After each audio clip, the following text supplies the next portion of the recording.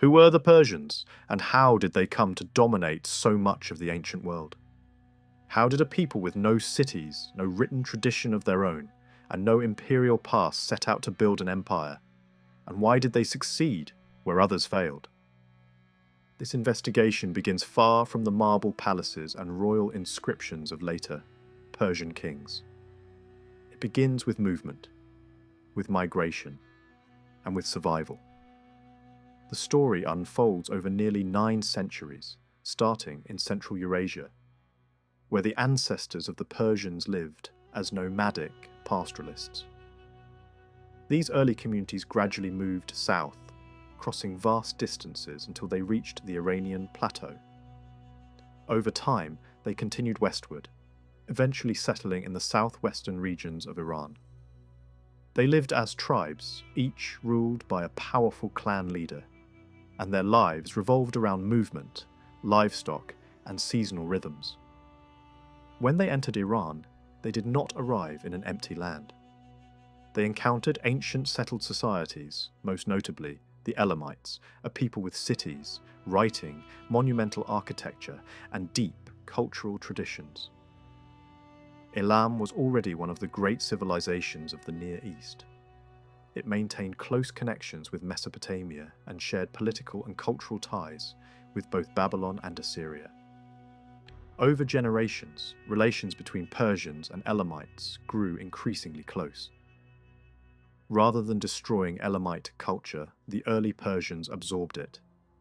In the fertile region of Anshan in the lower Zagros Mountains, ruled by a powerful Persian leader named Teispes, this relationship became especially strong.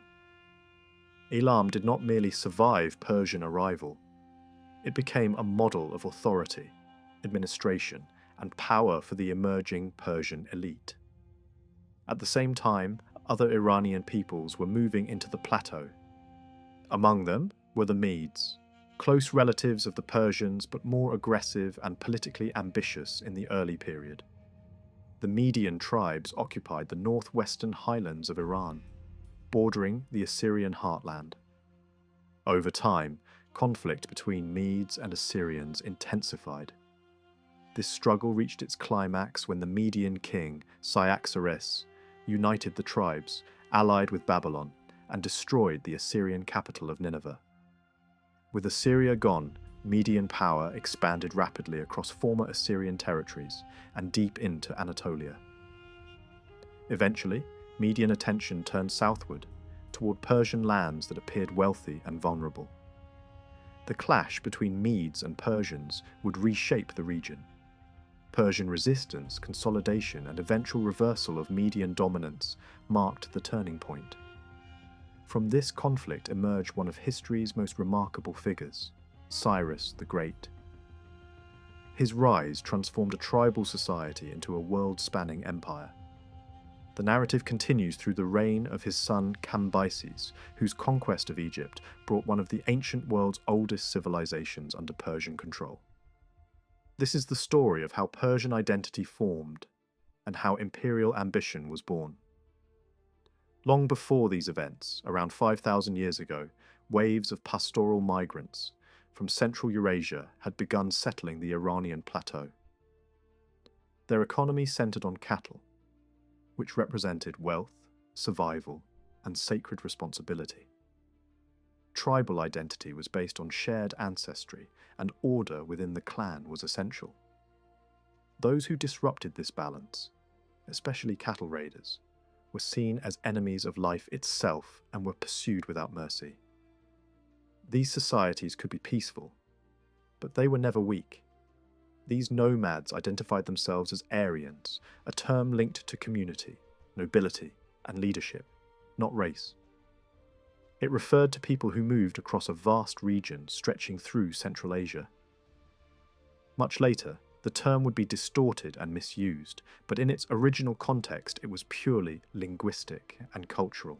From this word ultimately came the name Iran. These early Iranian peoples spoke an ancient language closely related to Sanskrit. Linguistic evidence shows strong connections between early Iranian and Indian cultures, especially in religious ideas preserved in sacred hymns and prayers. Both traditions grew from a shared spiritual and cultural heritage. Their languages also belong to a much wider family that includes most modern European tongues, which explains why Persian still shares recognizable words with many Western languages today. Migration southward began around the late second millennium, before the Common Era. Some groups moved slowly and peacefully, settling where land and pasture allowed. Others travelled in vast, organised migrations. Entire populations moving together with animals, carts, tents, children, and armed escorts. These journeys were slow, dangerous, and relentless. Herds had to be protected from terrain, predators, and rival groups. Dogs guarded the camps, bells rang from animals' necks, and the landscape echoed with the sound of movement. A third wave consisted of mounted warriors who lived almost entirely on horseback. These groups had no fixed homes and relied on speed, mobility, and violence. Drought, cold, and scarcity forced them into constant conflict. Raiding was a necessity, not a choice. Over time, they developed advanced military techniques, including cavalry warfare and mounted archery. Their mastery of horses and composite bows allowed them to strike quickly and disappear just as fast. This style of warfare would later become famous and feared across the ancient world. Horses became symbols of power and prestige. Aristocrats were defined by their herds and even named after their horses. Entire regions became known for breeding exceptional animals. Warfare, mobility, and social hierarchy were all built around the horse. As these peoples spread across Iran, they formed distinct groups. Some settled in eastern regions such as Bactria and Sogdia. Others moved south along the mountains. Eventually, the Medes established themselves in the north, the Persians in the Zagros, and the Parthians in the northeast. They entered a land already shaped by thousands of years of human settlement. Among the settled populations, the Elamites stood out. Their cities, writing system, religion, and monumental architecture represented one of the great traditions of the Near East. Their capital at Susa and the massive stepped temple complex nearby demonstrated technical mastery and political authority. Despite invasions and destruction, Elamite culture endured and revived repeatedly, influencing those who came after. Relations between nomads and settled peoples were complex.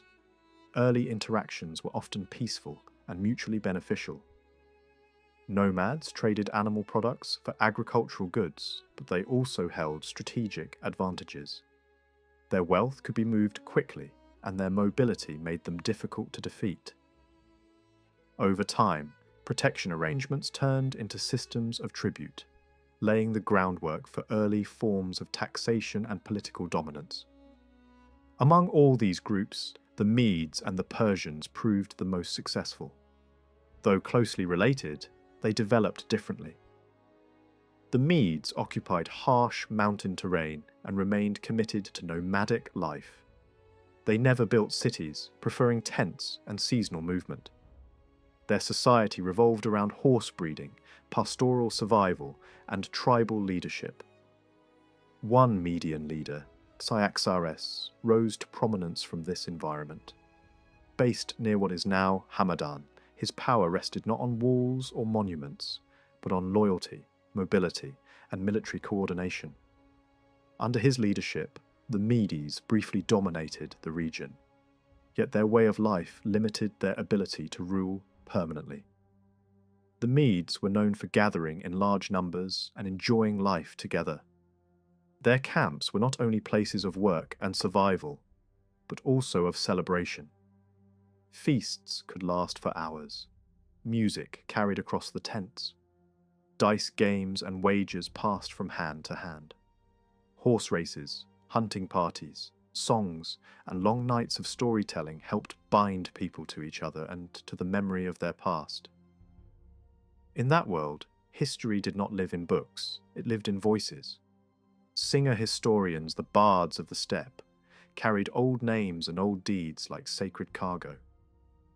They turned journeys into legends, skirmishes into epics, and marriages into tales of destiny. If Cyaxares ever looked back toward his Eurasian roots, it would have been through such performances, hearing the past shaped into verse beside a fire. Cyaxares was not simply a tribal chief who inherited authority. He was a leader built for war. He ensured that his tribe remained ready, disciplined, and dangerous. During his rise, Scythian forces pushed into Median lands, and the threat was serious enough to force decisive action. Cyaxares did drive them out, but the method was ruthless. He invited several Scythian leaders to a banquet, encouraged them to drink heavily, and then had them killed one by one. It was a calculated act designed not only to remove enemies, but to break the confidence of their followers. By the middle of the 7th century before the Common Era, the Scythians had been forced out of Median territory, and the Medes had also learned from them. Their army was reorganized using Scythian models, adopting tactics and methods that made it faster, more lethal, and better suited to hard terrain and sudden strikes. The tribal force that emerged under Cyaxares became something sharper than before, a weapon. By the time Cyaxares died, Media had become rich and feared. The Medes were not empire builders in the later Persian sense, and their political structure never fully transformed into the kind of centralized monarchy seen in Mesopotamia. Yet they created something effective in its own way.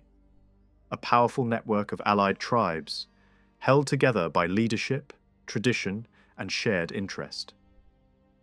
Authority worked through chiefs, councils, and personal loyalty, and that system could expand outward when victory made it possible.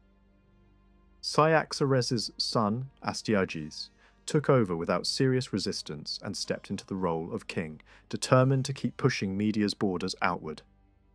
Even his name carried the sound of violence and prestige, the kind of title that suited a ruler who wished to be seen as a man of force. The Persians enter recorded history through Assyrian eyes. In the reign of the Assyrian king Shalmaneser III, records describe tribute received from many Persian tribal leaders, men tied to the land of Parsa. The name itself may have been shaped by geography, linked to the mountain backbone of the Zagros, the harsh rib-like ranges that dominated the landscape where Persian groups would establish themselves. Over time, that region would become known by related names, and the territory later associated with Persia grew far beyond its earlier site. In the beginning, however, Persian settlement was smaller, tighter, and still surrounded by older powers. The Persians faced a different reality from the Medes. In the north, the Medes expanded through war and pressure, pushing against Assyria and pulling wealth from conquest. In the south, when Persian groups settled between roughly the 12th and 11th centuries before the Common Era, they met the Elamites, an older urban civilization with deep roots in the plains of southwestern Iran. This could have produced long-term conflict, but instead a period of coexistence took shape. Rather than constant warfare, the evidence points toward cooperation, intermingling, and gradual cultural fusion. Archaeology supports this picture. A richly furnished, elite tomb found at Aegean, dating to the 7th century before the Common Era, revealed extraordinary objects, finely made gold and silver vessels, jewellery, weapons, a ceremonial ring, and rare textiles decorated with gold.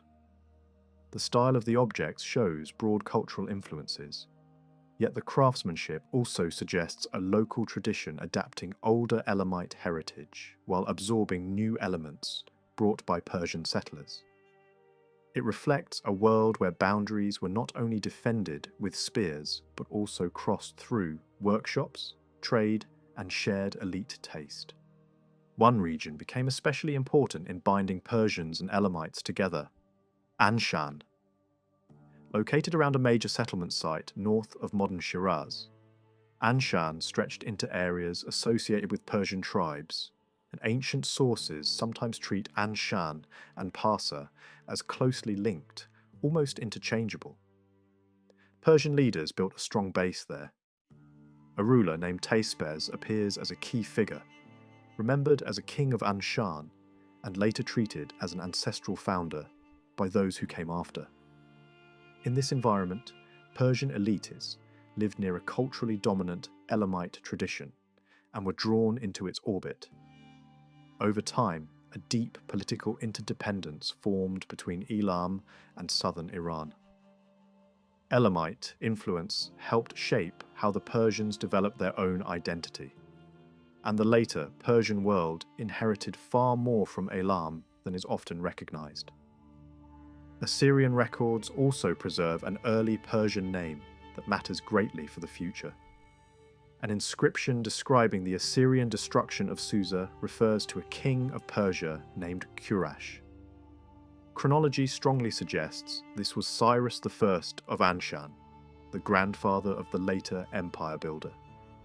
The Assyrian king portrayed Cyrus as a subordinate who acknowledged Assyrian strength and sought favour.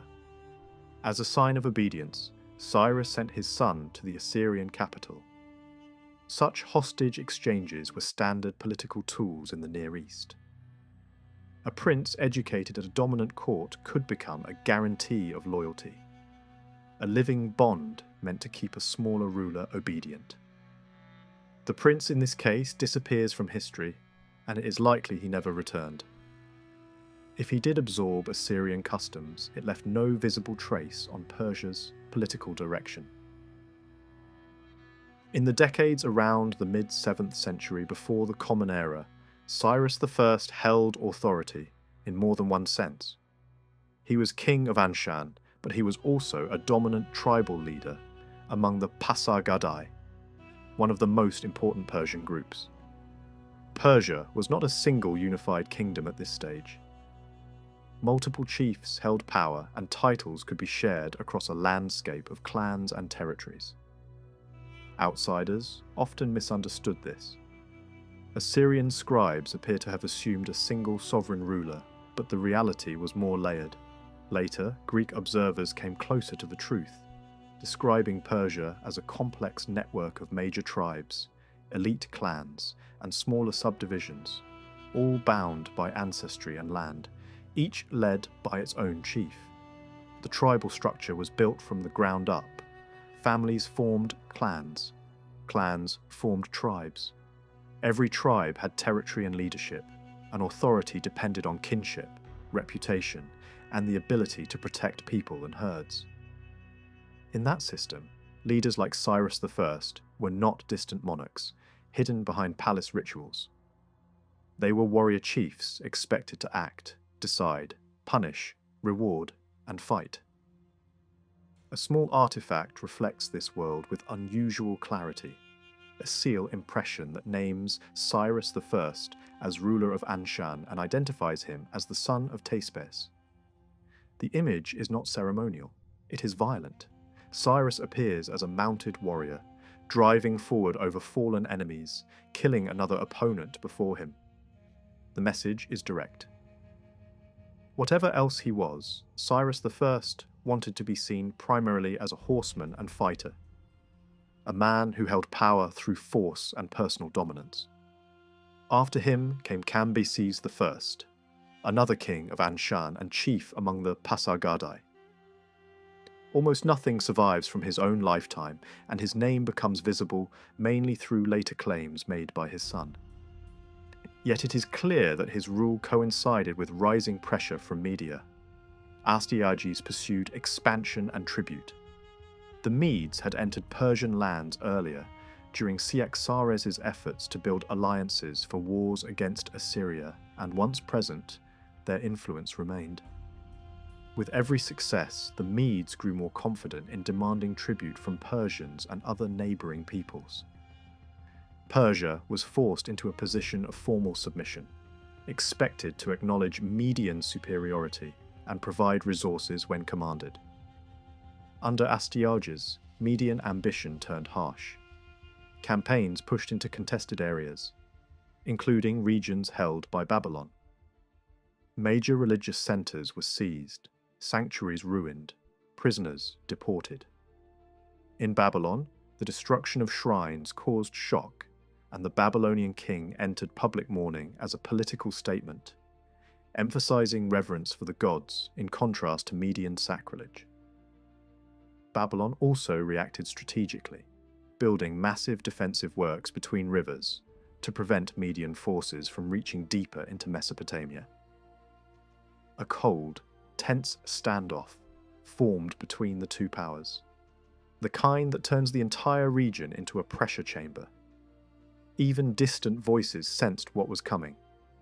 In Jerusalem, prophetic warnings imagined Babylon's fall at the hands of the Medes, describing a northern army of horsemen, archers, and spearmen advancing without mercy. Whether such visions were political fear, moral prophecy, or rhetoric, the image captures the reputation the Medes had earned. Mounted violence, relentless movement, and the sound of an army approaching like a storm. War between Media and Babylon seemed increasingly likely. Both sides had resources to fund it, and Astyages demanded more men and money from his dependent subjects. Persia, in particular, was squeezed.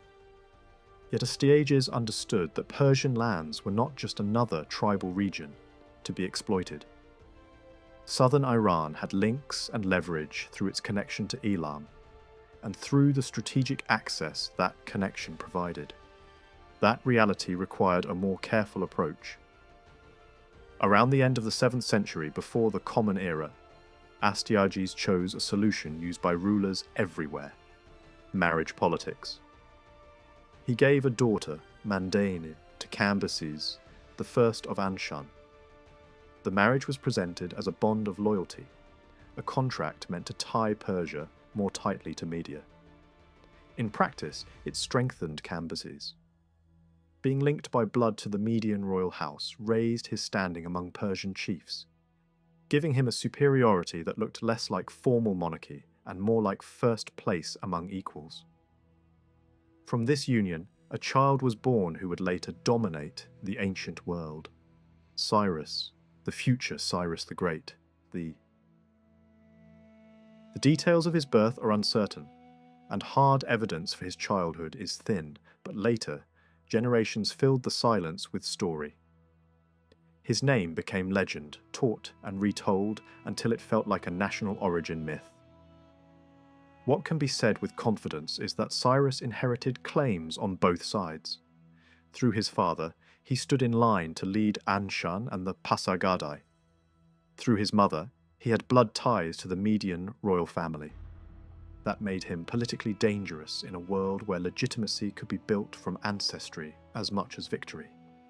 In his earliest years, Cyrus belonged to the women's world of the tribe. He grew up among tents, wagons, and the constant labour of nomadic life. Royal status did not remove women from work in this period.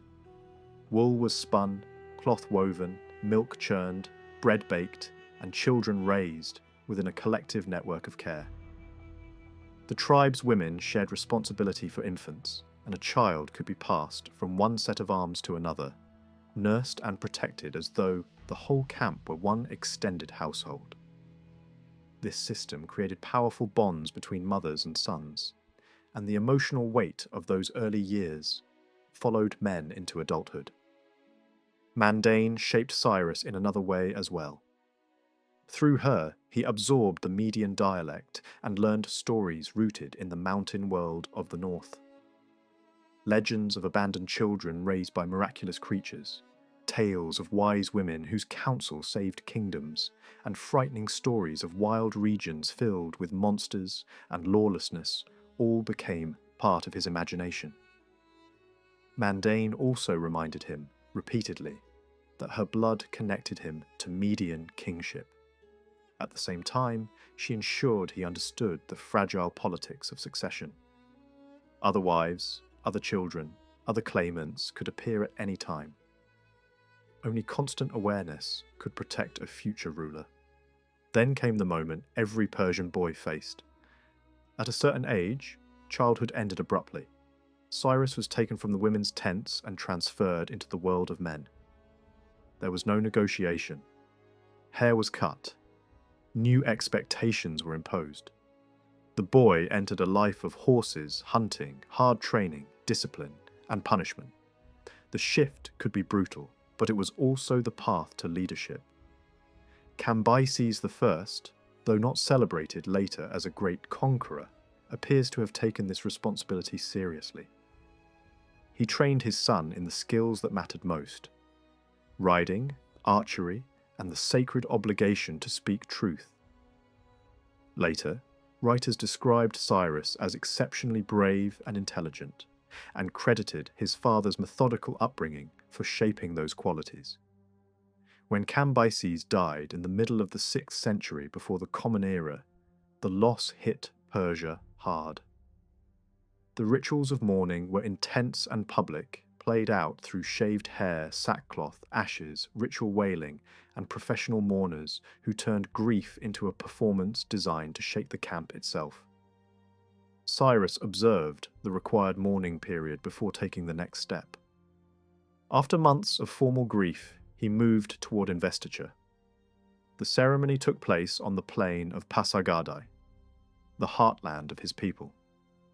In spring, the landscape could appear almost unreal in its fertility. Flowering fields, heavy fruit on trees, clear skies and clean light, streams cutting through wooded valleys.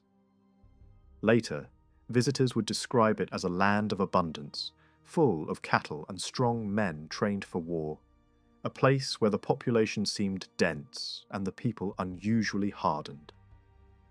In that setting, Cyrus was initiated as king and chief. The rites reached deep into the nomadic past. A dynastic garment said to have belonged to an ancestor was placed on him, and he ate the simple foods of steppe life and drank fermented mare's milk. The symbolism was clear. Royal power was not presented as luxury. It was presented as roots, survival, and an identity tied to the old world of the horse. By the time he took authority, Cyrus was no youth. He was a man in his prime, shaped by wind, sun, and long years outdoors. His body carried the marks of a horseman and hunter. His hands were tough from reins, spears, and bowstrings. His clothing was practical and heavy, designed for cold and movement. Tunics, thick coats lined with fleece, baggy trousers, leather boots, riding gear that protected thighs from endless hours in the saddle. This was not the wardrobe of palace kings in rich robes. It was the uniform of steppe leadership. He wore what his people wore, only finer, and his appearance matched the ideal they admired. Not polished elegance, but warrior capability. This style of dress mattered culturally. Iranian nomads introduced tailored clothing and trousers to regions where such garments were unknown. Much of the ancient West wore draped cloth that required little sewing. In contrast, the horse cultures of Iran relied on shaped garments stitched for riding and protection. Centuries later, a remarkably preserved body found in a salt mine in northern Iran would still show the same clothing tradition in vivid detail. Tunic, loose trousers, practical construction, the everyday outfit of Iranian male life. To outsiders encountering Persians for the first time, especially Greeks, such clothing could feel alien and unsettling, because it signaled a different kind of civilization, built around horses, mobility, and a long steppe inheritance. While Cyrus matured, pressure on Persia increased. Astyages pushed toward war with Babylon and demanded ever greater support from dependent regions. Persia had little desire to be dragged into Median ambition. If Persian loyalty leaned anywhere, it leaned toward the south and its long relationship with Elam. Still, tribute was offered and outward respect maintained. Astyages wanted more than respect. He wanted control. Median forces began to press deeper into Persian territory. Checkpoints appeared on roads. Travel required justification. A governor was stationed to supervise the collection of taxes. For nomads, this kind of administrative grip felt unnatural, even insulting. It looked like colonization. Astyages also reshaped Media itself. He tightened his hold over Median chiefs, stripping autonomy and moving toward a court-centered kingship, modelled on Mesopotamian examples. He built ritual, bureaucracy, and distance, placing himself above the tribal public sphere. But this kind of abstract monarchy clashed with nomadic expectations of visible leadership. Median nobles reacted with hostility, and some began to look towards Cyrus as a more traditional alternative. One powerful figure, Harpagus, worked quietly to build support for a change. Messages were smuggled across borders, hidden in clever ways, urging Cyrus to act. The promise was tempting. If Persia rose, many Median nobles would abandon Astyages rather than defend him. Rumours spread. The court heard whispers of rebellion, and stories formed even inside palace walls. A song performed by a concubine could be interpreted as political prophecy, a warning disguised as entertainment. A small creature released too easily would return stronger and cause suffering. In that kind of atmosphere, fear feeds on symbolism. To protect his dynasty, Astyages tried to lock down succession. He sought alliances among great families and used marriage again, binding a noble house to his own, through a daughter's dowry that amounted to the kingdom itself. The political effect was sharp. It strengthened a chosen successor and weakened Cyrus's claim through blood. For Cyrus, this was a clear message. Whatever might have been owed to him by ancestry would not be handed over peacefully. Support for Cyrus expanded across Persia. He drew in tribes and chiefs, extending influence beyond his immediate base. Powerful allies joined him, including men known for efficiency, wealth, and authority.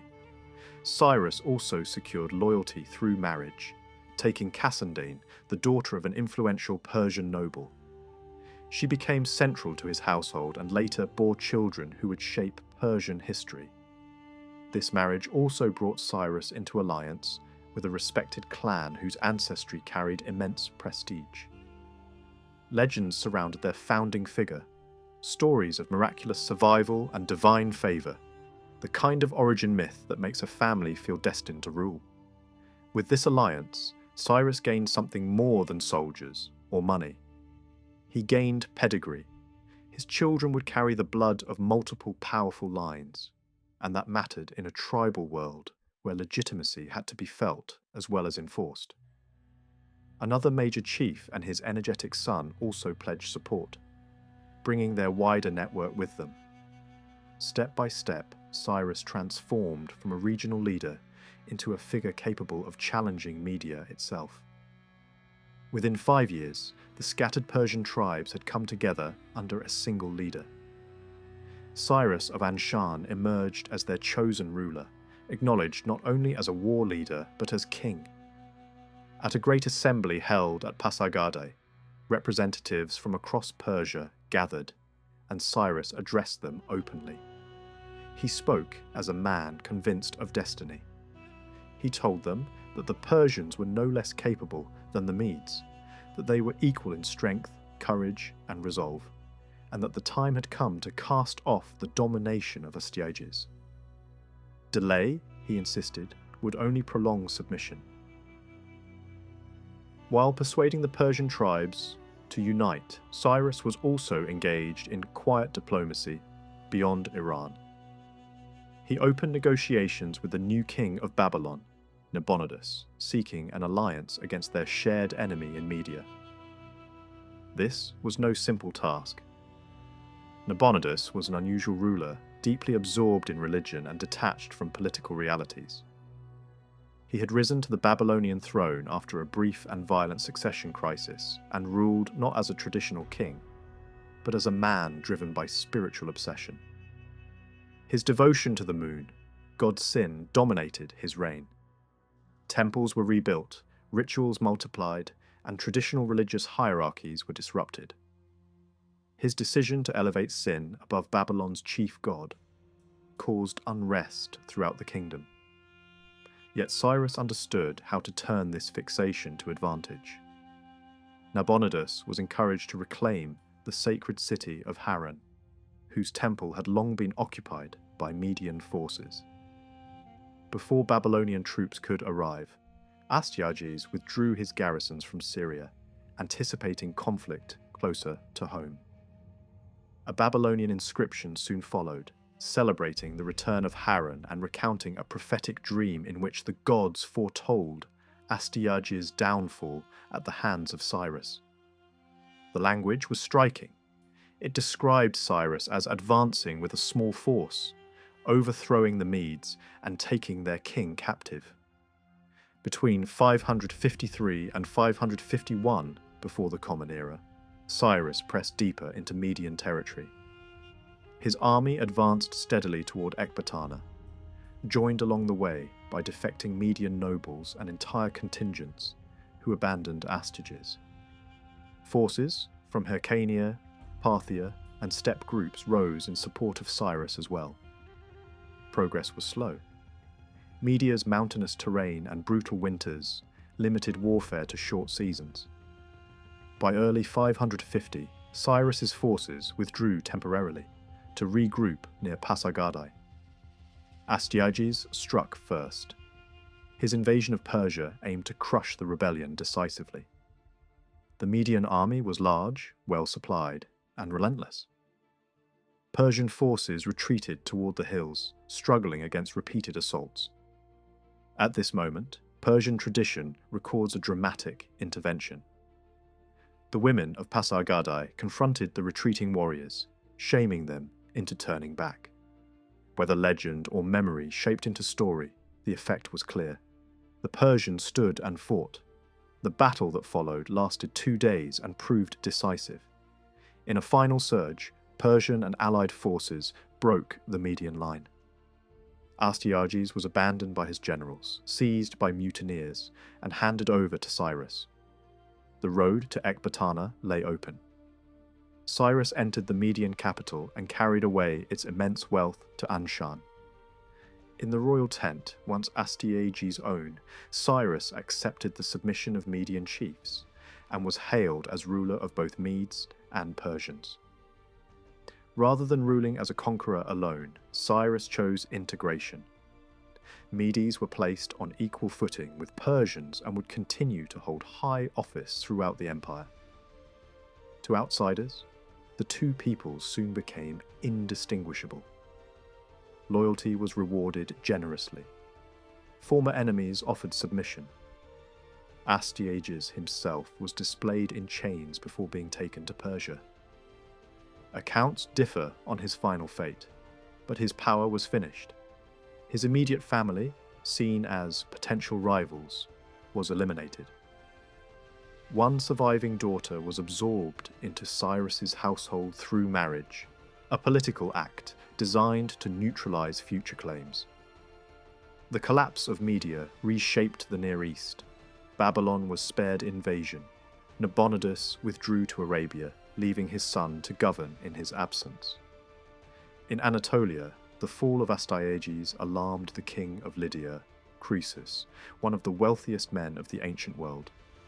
His riches were legendary, his city of Sardis magnificent, and his influence extensive. Cyrus's rise threatened both his territory and his security.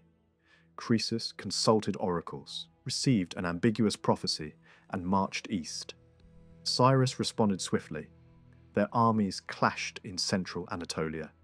The first battle was fierce but inconclusive. Croesus withdrew, expecting winter to halt his enemy. Cyrus did not stop. His troops advanced through snow and wind, pursuing the Lydians to Sardis. In the decisive battle near the city, Cyrus used an unexpected tactic, deploying camels to disrupt enemy cavalry. The Lydian forces collapsed. Sardis fell. Croesus was captured, and shortly afterward he died. With Lydia subdued, the Greek cities of the Ionian coast submitted. Persian authority was established through local rulers overseen by imperial officials. Rebellions were crushed swiftly. Harpagus, Cyrus's trusted general, was left in charge of Asia Minor and spent years securing the coastline. Cyrus then turned toward Babylonia. The Neo-Babylonian state was weakened by internal division and Nabonidus' long absence. When Cyrus entered the region in 539, opposition crumbled. A Babylonian governor defected and guided Persian forces. The city of Opis resisted and was destroyed as a warning. Sippar fell without a fight. Babylon itself opened its gates. Cyrus entered the city in silence. There was no celebration, no resistance. The memory of earlier massacres kept the population still. Babylon, the greatest city of the ancient world, now belonged to Persia. The conquest was followed by careful political theatre. Cyrus presented himself as a legitimate Babylonian ruler, working with priests and administrators. The bureaucracy remained intact. Temples continued to function. A Persian governor was appointed to oversee the transition. Delegations from across the former Babylonian Empire arrived to swear allegiance. Nabonidus was captured and executed. Cyrus understood that rival claimants threatened stability. Mourning followed for personal losses within Cyrus's household, but the work of rule continued. To shape his image, Cyrus sponsored inscriptions that reframed the conquest as liberation. The Cyrus cylinder portrayed Babylon's gods as having chosen him to restore order. He was depicted as a pious king, protector of temples, and restorer of peace. At the same time, proclamations authorized the return of deported peoples, including the Judeans, who were permitted to rebuild their temple in Jerusalem. This act earned Cyrus a unique place in Hebrew tradition as a divinely appointed ruler. Yet beneath the rhetoric lay calculation. Releasing captives reduced unrest and stabilized the empire. Religious tolerance served governance. Cyrus was neither saint nor idealist. He was a conqueror who understood the value of appearing benevolent. The empire he built rested on force, diplomacy, and adaptation. It absorbed traditions, reused institutions, and crushed resistance when needed. Cyrus's greatness lay not in mercy alone, but in mastery of power. By the spring of 530, Cyrus returned to Pasargadae. There, amid gardens and stone pavilions, the empire builder rested. The palace blended urban elegance with nomadic memory. Tents still surrounded the complex. Guardians carved in stone stood watch. The site was both capital and symbol, a meeting point of worlds Cyrus had conquered and worlds he had never forgotten. The great gateway of Pasargadae stood alone in the open landscape. It was not attached to any surrounding wall because, unlike other royal complexes of the ancient Near East, Pasargadae had no defensive circuit. Cyrus had chosen not to enclose his ceremonial capital with fortifications. The site lay deep within Persian territory, far from hostile borders, and the king clearly believed it needed no walls. This deliberate openness strengthened the symbolic role of the gate itself. It functioned not merely as an entrance, but as a ritual threshold.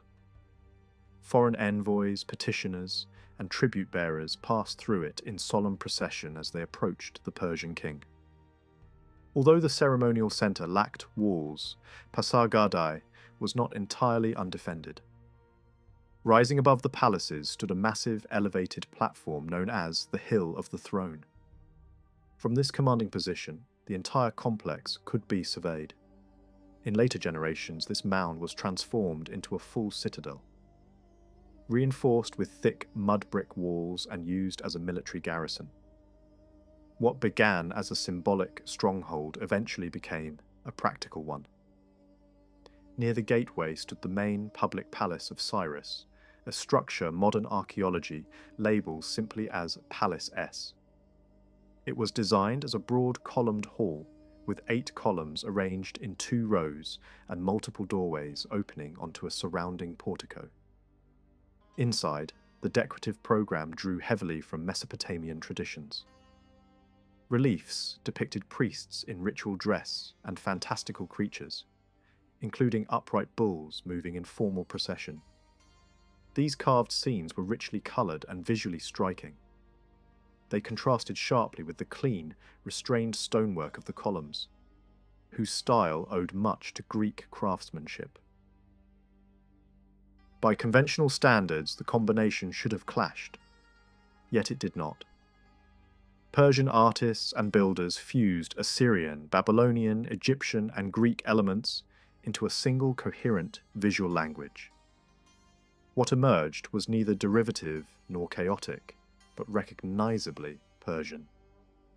This fusion reached its most complete expression in the tomb of Cyrus himself. The mausoleum stands apart from the palaces, isolated on the open Murghab plain. It was the first structure built at Pasargadae and remains its most iconic. The monument consists of a small stone burial chamber with a steeply pitched roof, set atop a tall stepped base.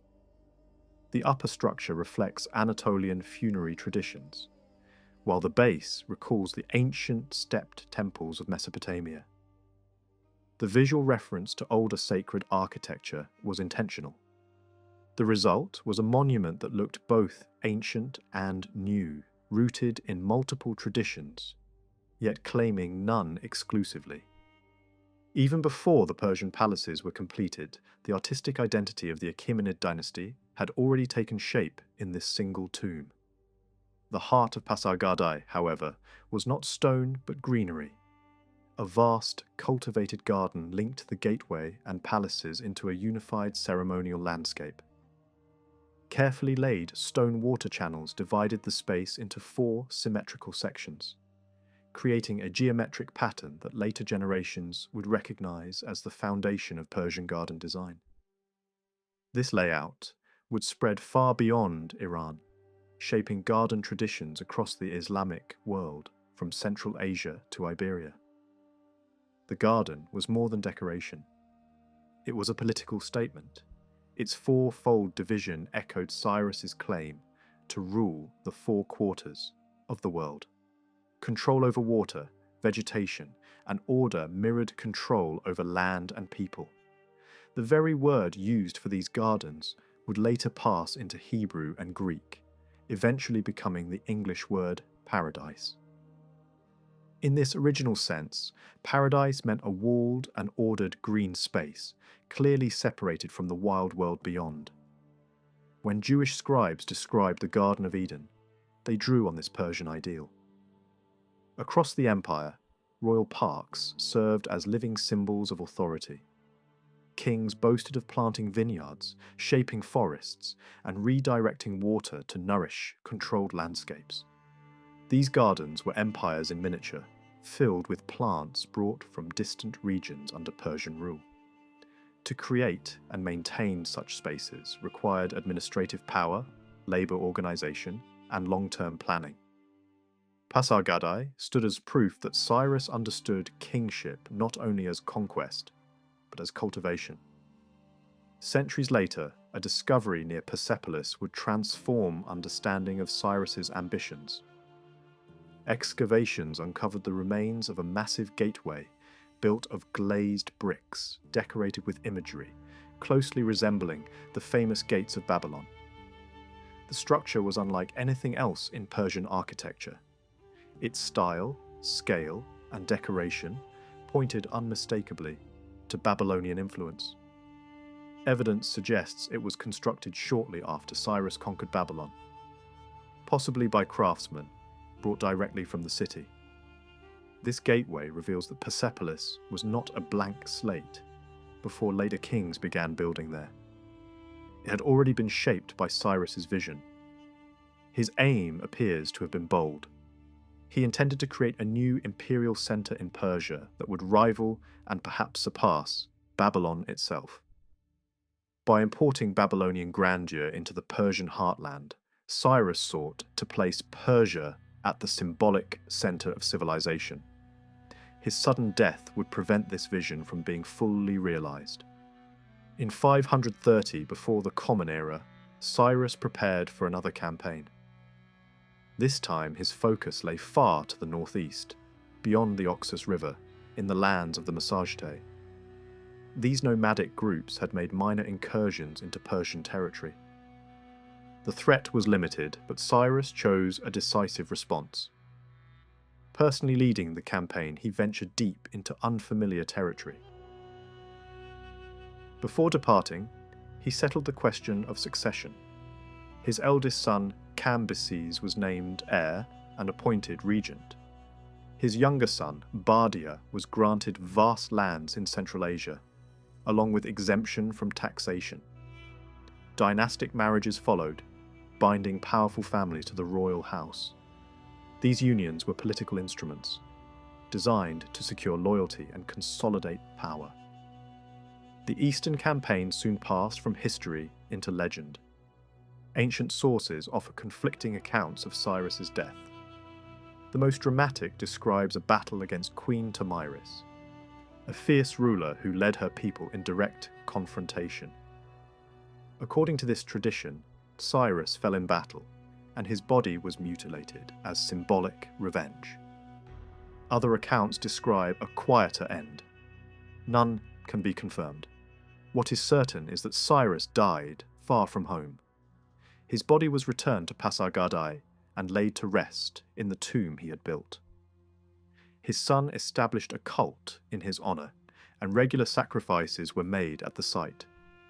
Cyrus had transformed a small Persian kingdom into the largest empire the world had yet seen. His reputation would grow after his death, shaped by propaganda, poetry, and myth. Cambyses inherited this vast domain. Ancient Greek writers portrayed him as a mad tyrant, but other evidence paints a more complex picture. Cambyses proved himself a capable ruler and a successful conqueror. It was under his command that Egypt, the wealthiest land of antiquity, fell to Persian rule. After a period of mourning, Cambyses began planning the Egyptian campaign. He gathered intelligence, secured alliances, and assembled a diverse army drawn from across the empire. Persian strategy relied on cooperation with local elites, and Egypt was no exception. When the invasion began, key Egyptian officials defected. The decisive battles were brief. Memphis fell, and Egypt became a Persian province. Cambyses adopted Egyptian royal traditions. He participated in temple rituals, took on pharaonic titles, and ruled as a legitimate successor rather than a foreign occupier. Administrative continuity was preserved, and daily life resumed quickly. Despite hostile Greek portrayals, Egyptian sources depict a ruler who respected local customs and religious practices. After securing Egypt, Cambyses pushed south into Nubia, expanding Persian influence along the Nile. Upon his return, rumours of rebellion reached him from Persia. His brother Bardia had been proclaimed king. Cambyses hurried home, but fate intervened. A wound became infected, and he died en route. With Cambyses gone, the empire faced its first true succession crisis. Bardia ruled briefly, but his policies alienated the Persian nobility. A group of powerful nobles conspired against him. Among them was Darius, a younger member of the royal house whose ambition matched his ability. The conspiracy ended in violence. Bardia was killed, and power passed to Darius. To legitimize his rule, Darius crafted a powerful narrative, carved high on a mountainside. In it, he claimed that Bardia had been an impostor and that his own actions had restored truth and order. The inscription blended theology, politics, and propaganda into a single story. The story of Gaumata collapses under its own weight. The idea that Cambyses secretly murdered his brother Bardia, with no witnesses and no public knowledge, only for Darius alone to be aware of the crime, strains credibility.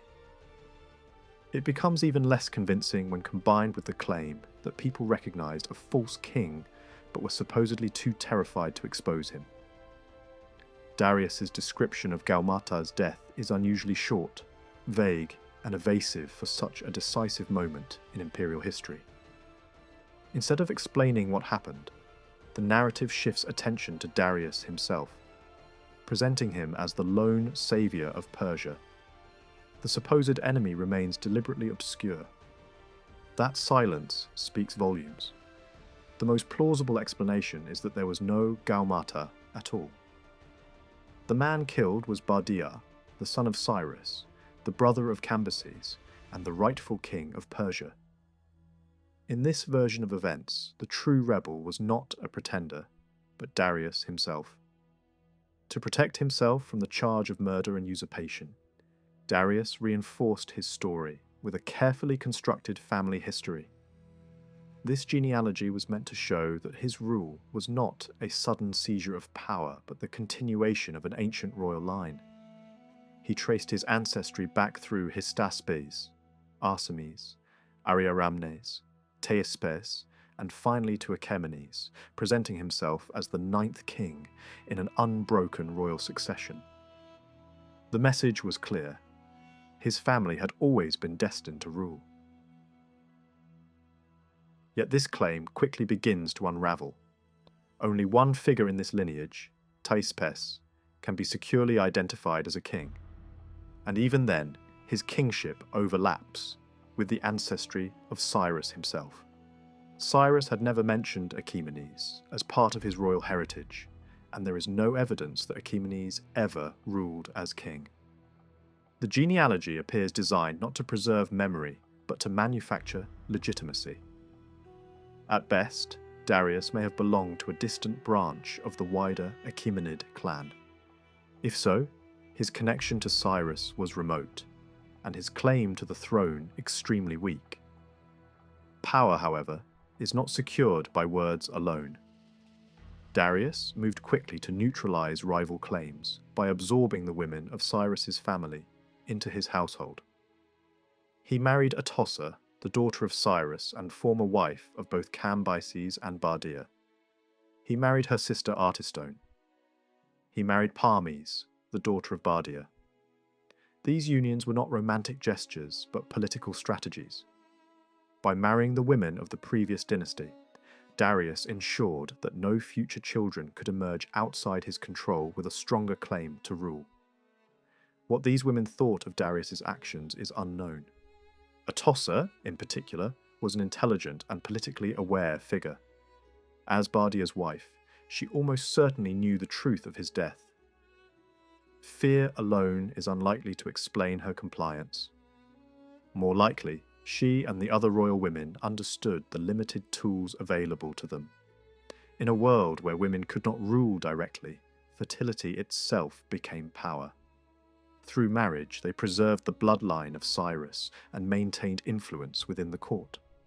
Their bodies became instruments of political survival. Darius's most effective weapon, however, was not marriage, but religion. He framed his rise as the will of the supreme god. Repeatedly, he declared that divine favor alone had placed him on the throne. His victories, he claimed, were not acts of ambition, but the fulfillment of sacred order. Chaos, rebellion, and falsehood had infected the empire, and only divine authority working through him could restore balance. Opposition was no longer political disagreement. It became sacrilege. One unsettling question remains unanswered. Did Darius also play a role in the death of Cambyses? Ancient rumours suggest that Cambyses was poisoned while still in Egypt, and that the poison weakened him without killing him outright. When news of his illness reached Persia, Bardia moved to seize power. Cambyses rushed home, only to fall ill again in Syria. Officially, he died from an infected wound caused by his own dagger. Yet Darius's phrasing is suspicious. He states that Cambyses died his own death, an expression open to multiple interpretations. It could imply suicide, it could suggest divine punishment, or it could conceal involvement. There is no proof that Darius murdered Cambyses, but the ambiguity lingers. With Bardia dead and Cambyses gone, Darius inherited an empire on the edge of collapse. His triumph was immediately followed by disaster.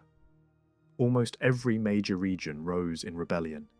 The year that followed became a relentless struggle for survival. Civil war spread across the empire, threatening to undo decades of conquest. Darius later claimed to have crushed 13 separate revolts in just over a year. The first uprising erupted in Elam and was swiftly suppressed. Babylon followed, where a man named Nidin-Tubal declared himself king under the name Nebuchadnezzar. Darius personally led the campaign. Persian troops crossed rivers using improvised floats made from skins and animals. Battles followed in quick succession. Babylon fell, and the punishment was merciless. The rebel leader was captured, tortured, and executed in a public display meant to terrify the population into submission. Even as Babylon burned, new revolts flared elsewhere.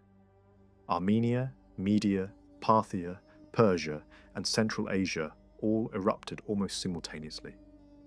Darius relied heavily on loyal generals, issuing orders across vast distances. His father, Hystaspes, crushed rebellion in the east. Other commanders fought in the north and west. Darius himself faced the Median rebel Phrevatish, defeated him, and subjected him to mutilation and execution before the public eye. Month after month, the fighting continued. Each rebellion was met with overwhelming force. Impalement, mutilation, and mass executions became standard responses. By the end of the campaign, the empire lay subdued, but traumatized. Order had been restored through terror. To ensure that his version of events would endure, Darius ordered a massive inscription carved high into a mountainside. It told his story in his own words and presented him as the chosen defender of truth. Copies were spread across the empire in multiple languages. A monumental relief showed Darius standing victorious, receiving divine approval, while defeated rebel leaders were chained before him. Among them lay Gaumata, the invented enemy, crushed beneath the king's foot. With internal threats crushed, Darius turned outward. He expanded eastward and consolidated power in the west. Rebellion in the Greek cities of Asia Minor eventually led to conflict with Athens and the defeat at Marathon, an event later exaggerated by Greek tradition. For Darius, it was a costly border war, not a decisive blow. In Egypt, Darius followed the model established by Cambyses. He presented himself as a legitimate pharaoh, honouring local gods and traditions while reinforcing Persian supremacy. Temples were restored. Rituals were observed. Massive building projects were undertaken, including a canal linking the Nile to the Red Sea, opening trade routes to Arabia and India. Statues and reliefs portrayed Darius in both Egyptian and Persian forms. Inscriptions made the message unmistakable. Egypt belonged to Persia. The king ruled by divine favour, supported by gods across cultures and lands. Not all campaigns ended in success. Darius's expedition against the nomadic Scythians failed to secure territory. The enemy refused direct battle, burned their own land, and let winter do the rest. The Persian army withdrew, exhausted and empty-handed. The campaign vanished from official records. Yet failure did not diminish the image Darius cultivated. He remained the warrior king, the defender of order, the destroyer of chaos. In art and inscription, he was shown conquering beasts and monsters, symbols of disorder brought low by royal strength. His empire, he declared, had been won and held by force, discipline, and divine sanction. A man speaks from stone as if he is still alive. The voice is confident, almost formulaic, listing qualities the way a commander might list equipment before a campaign. The body is strong, the hands are ready, the mind is steady. It says that strength is not only muscle, but control, and that control does not depend on whether danger is visible. Rebel or no rebel, the speaker claims the same posture, the same readiness, the same certainty. Anger is presented as a tool rather than a weakness. Revenge is described as something carried through the whole body, hands and feet alike, as if violence is an element that can be summoned on command. Horsemanship, archery, spearwork are not offered as hobbies or soldierly skills, but as proofs of worth. The image is clear. This is a king who wants to be understood first as a fighting man. Someone built for the strain of riding hard, marching long, drawing a heavy bow, driving a spear with force and accuracy. Nothing in this self-portrait is accidental. It is designed to make the reader accept one central claim. Power belongs to the man who can endure, strike, and stay unshaken. That same voice then ties the king's physical ability to divine favour. The strength is not presented as luck, training, or inherited talent alone. It is framed as a gift that comes from a higher power, as though the god is the hidden source behind every pull of the bowstring and every thrust of the lance.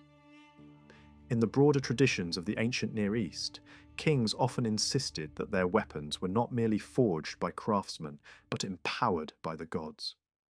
The royal body itself, in that ideology, is not just a human body. It is a vessel made capable by divine support.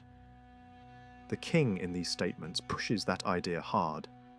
Courage, endurance, and martial energy are portrayed as granted from above. The god is not distant or abstract. The god is shown as the one who strengthens the ruler's arm and steadies his purpose. This message is not limited to words. It is carved into scenes as well. In the famous relief at Bisitun, the bow is there for a reason. It is not a decorative accessory. It signals that victory is rooted in force, and that force is legitimate. The relief celebrates a particular kind of triumph. Not a fragile victory won by chance, but a victory presented as inevitable, because the king is built to win. The defeated are displayed as bodies, humiliated and lined up, reduced to evidence. The king stands upright while others are lowered, bound, and made to perform their defeat. The accompanying narrative drives the point further, describing rebels being hunted down, captured, and executed one by one. The king is never shown as prey. The story does not linger on moments of vulnerability. It does not show him running, hiding, or breaking under pressure. Even when rebellion spreads and authority is challenged, the image that remains is a ruler who moves across the realm like an unstoppable force, either personally or through trusted agents, stamping out uprising after uprising with a cold sense of purpose. The moral framing is just as important as the physical framing. The rebels are not simply political opponents, they are portrayed as followers of falsehood, men aligned with disorder and deception.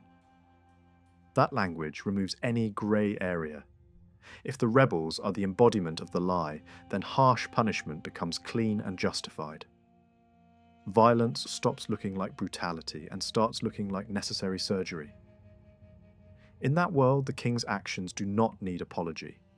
Chains on necks, bodies trampled, executions ordered. These are presented not as excess, but as proof that rightful order has returned. The relief broadcasts a simple message to anyone who looks at it.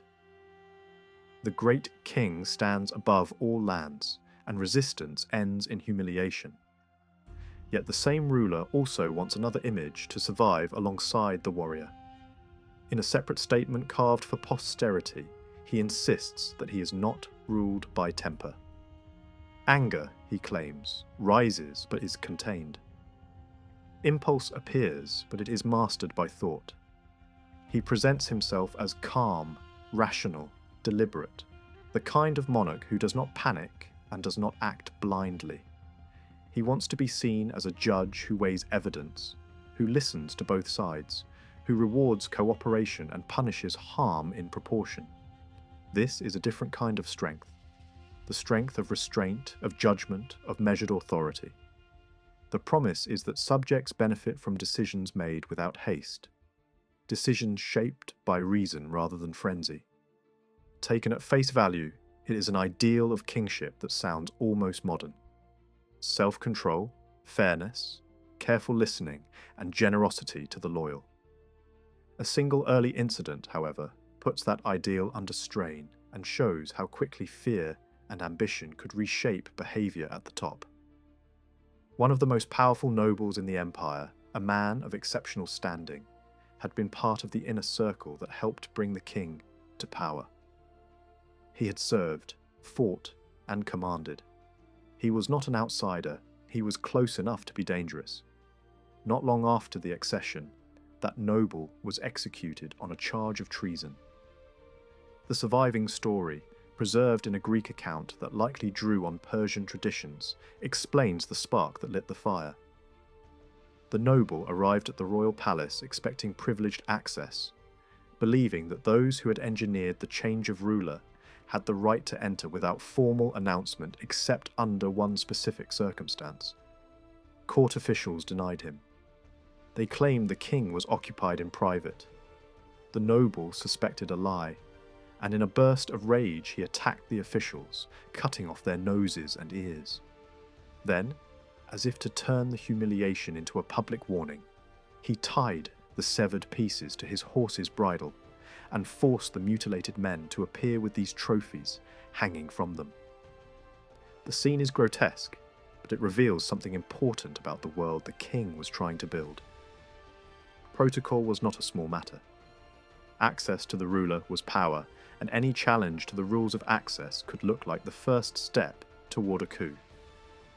When the injured servants reported what had happened, the king reacted as though the danger might be larger than a single violent outburst. Suspicion fell not only on the offender but on the entire circle of nobles who had once stood beside him.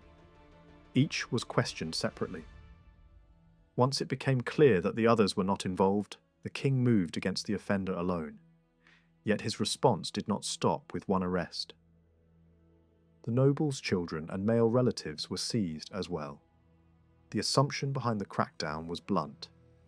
If one powerful man is willing to act like this inside the palace, perhaps he is testing the limits. Perhaps he is gathering momentum. Perhaps his family is part of a larger plan. In a tense early reign, caution can quickly become an excuse for elimination. The story then shifts, unexpectedly, to the noble's wife. She appears at the palace gate day after day, publicly grieving, turning private suffering into a form of pressure. Eventually the king offers her a choice. One relative may be spared. The woman pauses and chooses her brother, not her husband or her children. When the king asks why, her answer is practical and painfully clear. Another husband and more children could be possible in the future, she says. But with her parents dead, she will never have another brother. The reasoning impresses the king. He not only frees the brother, but also spares her eldest son. Everyone else is executed. The noble himself receives no mercy at all. What remains unsettling is not the wife's logic, but the speed and scale of the king's reaction. The account does not convincingly show a plotted rebellion. It shows a violent man abusing palace officials and shattering the rules of court behaviour. That is serious, but it does not automatically explain the extermination of a family line. The episode makes better sense when viewed through the lens of a new ruler consolidating power. The king's authority, early on, could not afford rivals who believed they had permanent privileges. A noble who acted as if he could push through the palace gates without permission was also acting as if the king's court belonged to him as much as to the king. That was intolerable in an emerging autocracy. The affair reads like a turning point. The moment when the old arrangement among conspirators ended, when special access and shared entitlement were revoked, and when the court became fully the king's domain. The language of law and order remained important, but the law now bent more visibly around the ruler's will. The image of a first among equals fades, replaced by the reality of a monarch who expects obedience, controls access, and eliminates threats before they can grow. From there, attention shifts away from dramatic coups and battlefield claims and toward the machinery that kept the empire functioning. The question becomes less about how power was seized and more about how it was used. Governing a realm of that scale required systems that could carry authority from the center to the edges without collapsing into chaos. Clear rules mattered, but rules alone were not enough. Administrators everywhere had to prove that their decisions carried royal force. The kings of this empire presented themselves as guardians of justice, claiming authority granted by the chief god and framing their rule as the protection of order across many peoples. In that context, law wasn't only a set of court procedures. It was loyalty to the rightful monarch, treated as the backbone of stability. The language of law spread across the empire, adopted into local speech and written traditions, because imperial rule demanded shared concepts that could travel between cultures. The kings were not imagined as standing outside the law. They were built into it. Their justice was described as flexible, case by case, shaped by local conditions but anchored by the ruler's final authority. Publicly, the king claimed to listen carefully, to distrust accusations until both sides were heard, to reward cooperation, to punish harm in proportion, and to show generosity to those judged loyal. This reputation for fairness became part of the empire's international image, especially in contrast to the reputation of other powers. Yet the system depended on people, judges drawn from the nobility, officials who acted in the king's name, scribes who recorded decisions, administrators who moved resources and information. Law became a living practice, performed every day in cities, temples, palaces, and provincial courts. Because written records survived, it is possible to see the system at work in surprising detail, down to the level of petty criminals and bureaucratic disasters. In one Babylonian city, a man with a long history of theft and fraud managed to secure a respectable position in a major temple institution, only to use that position for extortion and embezzlement. He was tried. Witnesses piled up. Scribes struggled to keep up with testimony, and the court imposed enormous restitution. Even after punishment, the man found ways to stay in office through influence and corruption, climbing into a role that gave him access to animals, seed grain, tools, and labour, all tied to contracts that demanded huge deliveries of produce. He failed to meet the targets, and then demanded even more support, siphoning profits, while officials looked away. For years he survived inside the system, growing rich on abuse. Then, a new reign began, and suddenly, the tolerance ended. The same bureaucracy that had allowed the fraud now swallowed the fraudster. Records show him abruptly disappearing from official life, a silent ending that suggests harsh intervention rather than a slow retirement. The story captures both sides of imperial rule, the vulnerability of institutions to corruption, and the capacity of a determined central authority to crush it when it chose. The daily life of administration was filled with paperwork, seals, deliveries, and panic over missing documents. A single courier quitting his job could trigger urgent memos and orders for arrest. Orders moved across offices and across provinces in the form of written directives, sealed to prove authenticity. Each official carried a cylinder seal that functioned like a personal mark of authority, pressed into wet clay as a signature that could travel far beyond the owner. Those seals could be lost, replaced, and announced through official notices to prevent misuse. Entire archives preserve such practical details. Rations issued, goods transported, workers provisioned, payments recorded, locations named, dates fixed. The result is a world where power is expressed through meticulous logging. Nothing is too small to write down, because writing down is how the empire holds itself together. At the highest level, provincial governance rested in the hands of elite representatives, men appointed to rule large regions on the king's behalf. They were responsible for taxes, troops, justice, and local decision-making. But they lived under scrutiny. The centre watched for signs of personal ambition that might become treason. Provincial courts imitated the royal court, adopting its ceremonials because ceremony itself was part of authority. Local elites were drawn into the system through cooperation, marriage alliances, and negotiated autonomy, while some regions were managed through vassal rulers, rather than direct governors.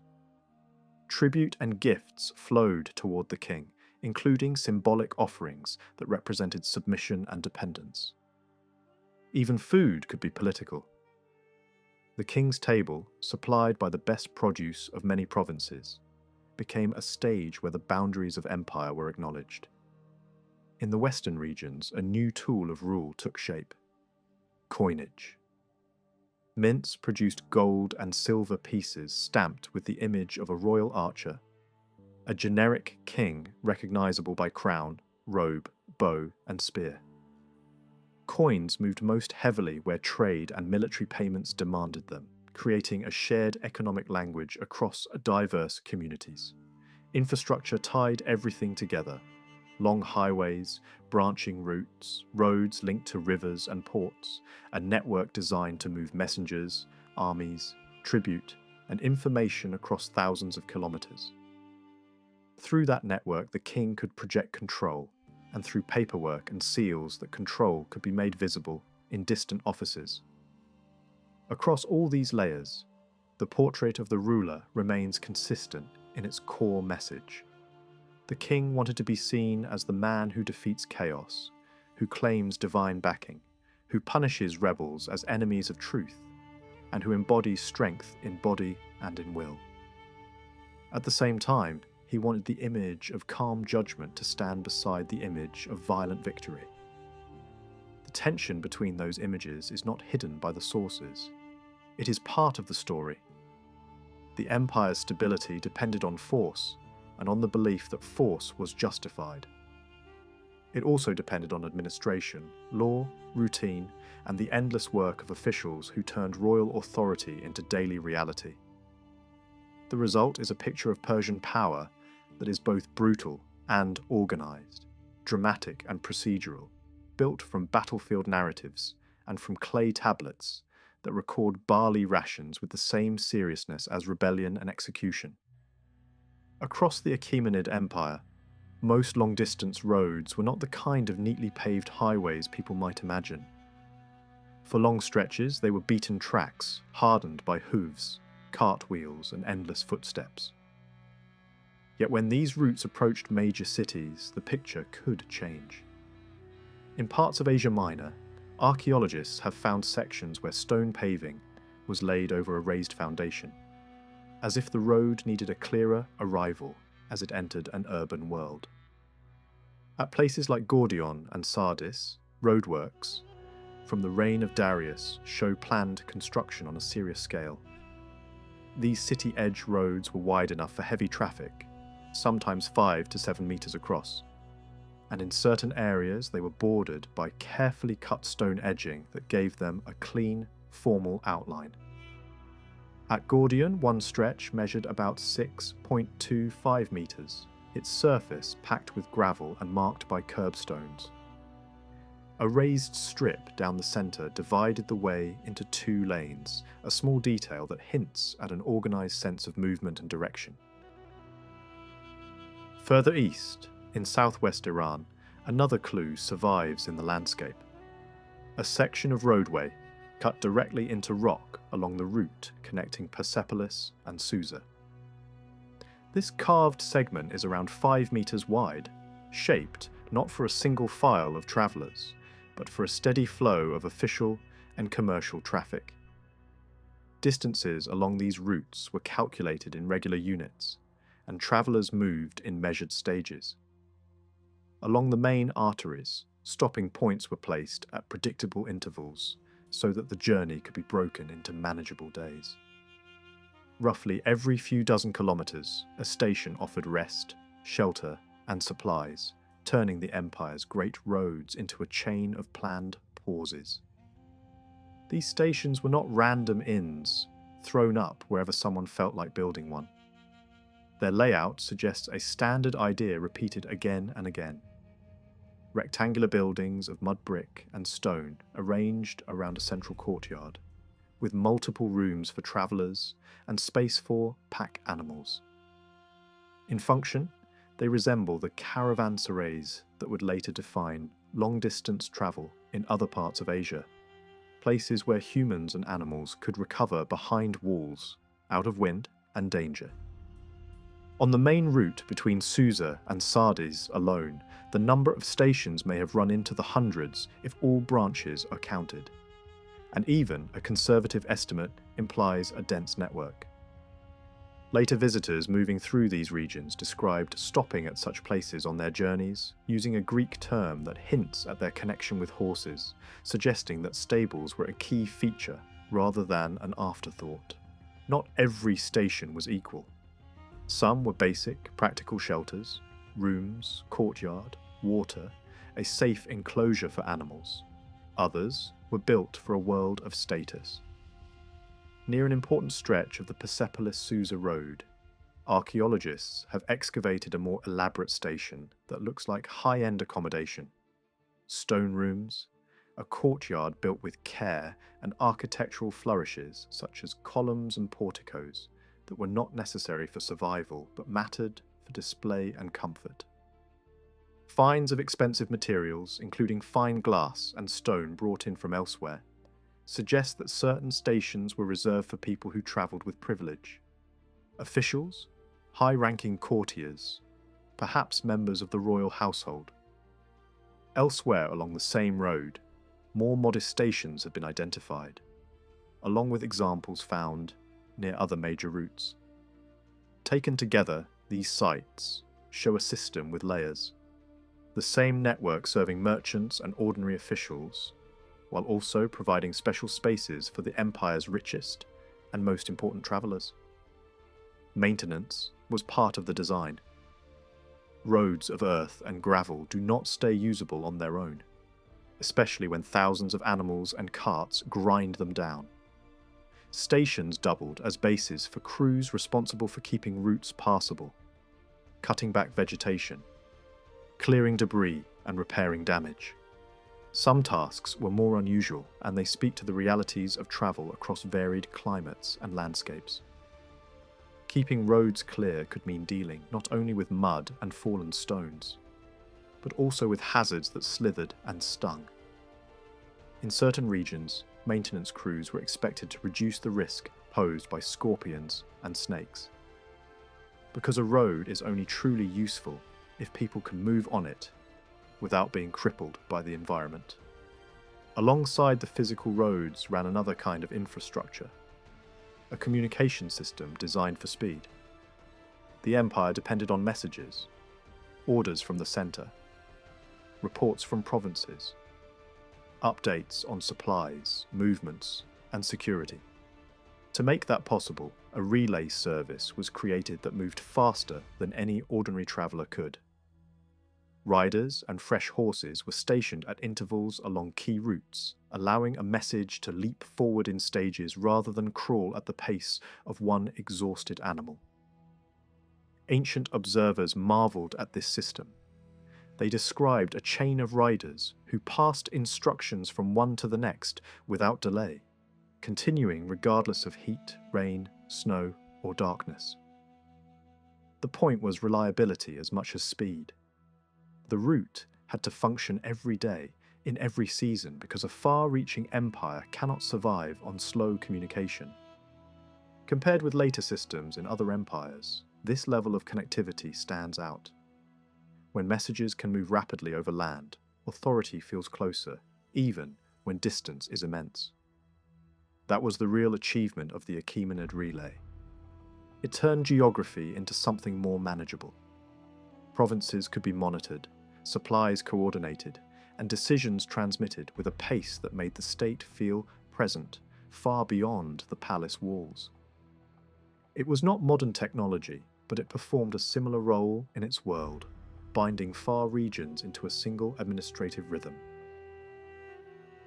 Some of the clearest evidence for this travel system comes not from later stories, but from administrative records that tracked movement in practical terms. Tablets from Persepolis record travel provisions issued to individuals on journeys, noting where they began and where they were headed. They reveal a world of constant motion, people travelling for state business, carrying documents, money, or goods, and others travelling for work contracts, personal obligations, or religious duties. The records are mundane, but that is exactly why they are powerful. They show how the empire functioned in daily life. One ration, one traveller, one journey at a time. A few entries are especially striking because of the distances involved. They describe individuals crossing enormous stretches of territory, travelling between far regions that today belong to different countries and cultures. In one case, a person travels from India toward the imperial centre at Susa carrying a sealed royal document. In another, a traveller sets out from Sardis and heads to Persepolis, a journey that cuts across the breadth of the Western and Central Empire. In yet another, a woman travels from Susa toward Kandahar with a sealed document, guided by a trained escort. Details like that matter. They show that official travel was not confined to a narrow elite of men, and that the empire's roads and provisioning system could support journeys that were both long and administratively structured. A sealed document was not simply paper or clay.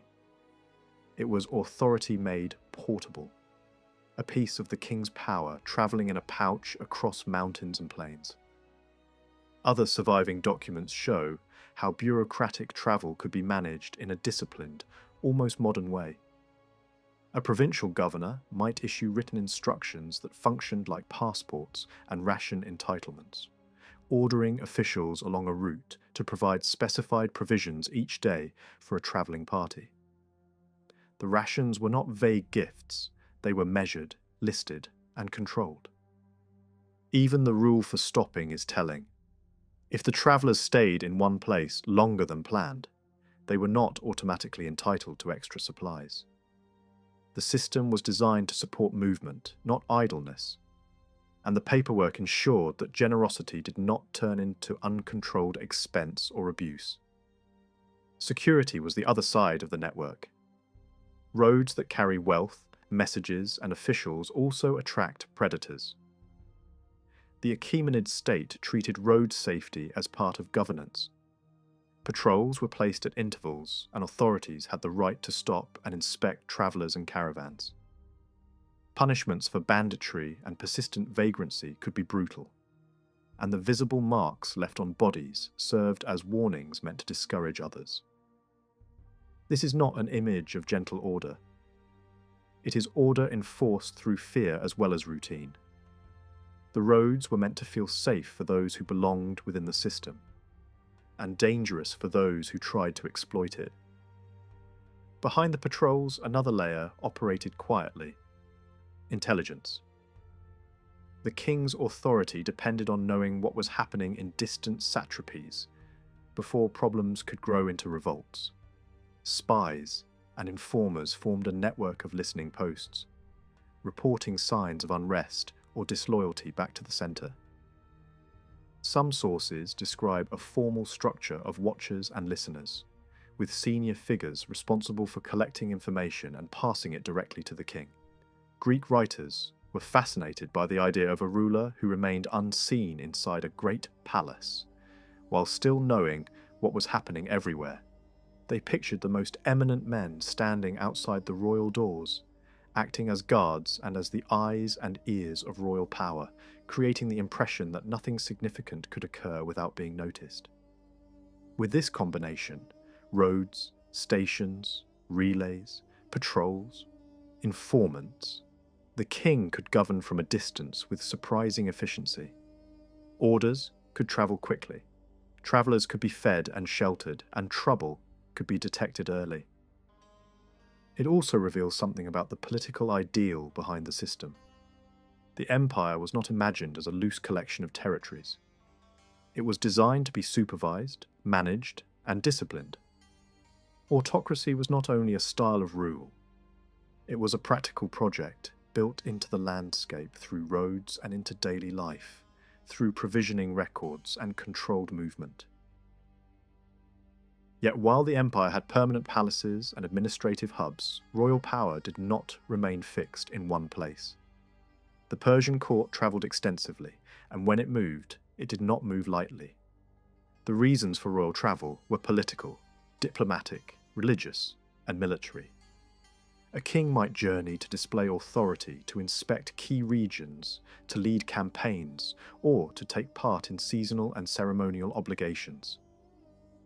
But there was also a deeper pattern that shaped these movements. The royal household carried with it a memory of older ways of life, a tradition of mobility rooted in steppe and pastoral cultures. Even as the Achaemenid kings built palaces of stone and brick, their court retained a rhythm of movement that resembles a form of elite nomadism. Seasonal logic played a role. The court shifted between regions as temperatures changed, moving to cooler uplands in the heat of summer and to warmer lowlands in winter, with spring and autumn bringing other destinations into focus. This was not random wandering. It followed an annual cycle that balanced comfort, tradition, and governance. But the scale of these movements was enormous. When the great king travelled, it was not simply a royal carriage on a road. It was the court, the bureaucracy, the treasury, the household, and a substantial military force. In effect, the state itself went on the move. The court became a travelling city, and thousands upon thousands of people were pulled into its orbit: scribes and officials, guards and soldiers, priests and entertainers, servants and animal keepers, and the vast number of camp followers who depended on the royal household and the army for work and survival. Such a mass could not move quickly. Even a single route between two major centres could take months when the daily pace was limited by wagons, animals, and the need to feed and organise a shifting crowd. 10 kilometres a day could be a realistic average for a convoy of that size, and the hours of marching would fill much of the daylight. The journey began each morning with a signal from the royal area of the camp, and the march order followed tradition and hierarchy. Religious figures led the procession, carrying sacred objects and performing chants. Symbolic vehicles associated with the chief god followed. Elite troops marched in formal sequence. The king's own transport came at the heart of the moving column, surrounded by guards and relatives, while long lines of soldiers and attendants stretched behind. The procession also had a private world within it. Royal women travelled in covered carriages, guarded carefully and kept at a distance in the overall column. The king's children, nurses and household staff moved in their own protected section. Concubines travelled in large numbers, and strict rules controlled how others could approach or cross their path. Behind them came wealth on the move, animals and vehicles carrying parts of the treasury, guarded by archers. Then came further households attached to relatives and high-ranking companions, and finally, lighter troops bringing up the rear. Every stage of the journey required planning, and each day ended not with improvisation, but with a camp prepared in advance by outriders who ensured that ground kitchens, and basic logistics were ready before the main body arrived. Animals made this system possible. Horses were central, deeply embedded in Persian culture and prestige. But they were not alone. Mules, donkeys, oxen, and camels all had roles hauling loads, pulling vehicles, and carrying supplies. Camels, in particular, were valuable across different regions, and they appear frequently in Persian imagery and records. They could serve as transport, as part of military forces, and even in hunting scenes in elite art. Herds owned by the king moved along routes between major centres, forming yet another mobile resource within the royal economy. Different kinds of camels were associated with different peoples and regions, and artists at Persepolis were careful in how they represented them, using animals as markers of geography and identity. When the travelling court stopped, the camp itself became a temporary capital. Setting it up required the same discipline that kept the empire running on paper. Greek observers who experienced Persian camps firsthand described a system where every group had its assigned place. Guards at set distances, cooks and bakers in designated areas, horses and pack animals arranged with order, and everyone knowing exactly what to pack and when. Speed came from organisation, not rushing. Tasks were divided, responsibilities fixed, and the entire operation ran with the routine of a well-drilled machine. The king's tent stood at the centre, oriented in a symbolic direction and marked out as the core of authority. Inside that tent, the rituals of rule continued much as they did within palace walls. Councils, judgments, decrees, feasts, performances, private life. The tent was not merely shelter. It was the empire's moving throne room. The royal pavilion was described as immense and luxurious, built from richly dyed textiles and leather panels supported by tall frameworks. Its interior could be furnished like a palace, with carpets, draperies, and precious decoration. Curtains and rods might be plated, fabrics woven with metallic thread, and the structure itself designed to impress visitors, with the sense that royal power carried its own world wherever it went. Receiving a fine tent from the king could be a mark of extraordinary favour, a visible gift of status and intimacy with the court. In war, capturing a royal tent could become a symbol that authority had collapsed, because the tent represented the ruler's presence and command even more visibly than a distant palace. Feeding a moving court was one of the most burdensome parts of this system. A travelling state consumes resources at an astonishing rate. Towns and villages along the route could be required to provide food, drink, and supplies, and a large passage could strip the surrounding countryside quickly. Accounts of later invasions show how communities might be ordered to host the king in splendour while the mass of troops took what they needed and moved on, leaving little behind. The burden could be so heavy that observers joked grimly about being grateful the king ate only once a day, because otherwise the demand would have doubled. The humour lands because it is rooted in reality. The imperial machine, when in motion, could feel like a force of nature. For all this mobility, the Achaemenid kings were also builders on a monumental scale.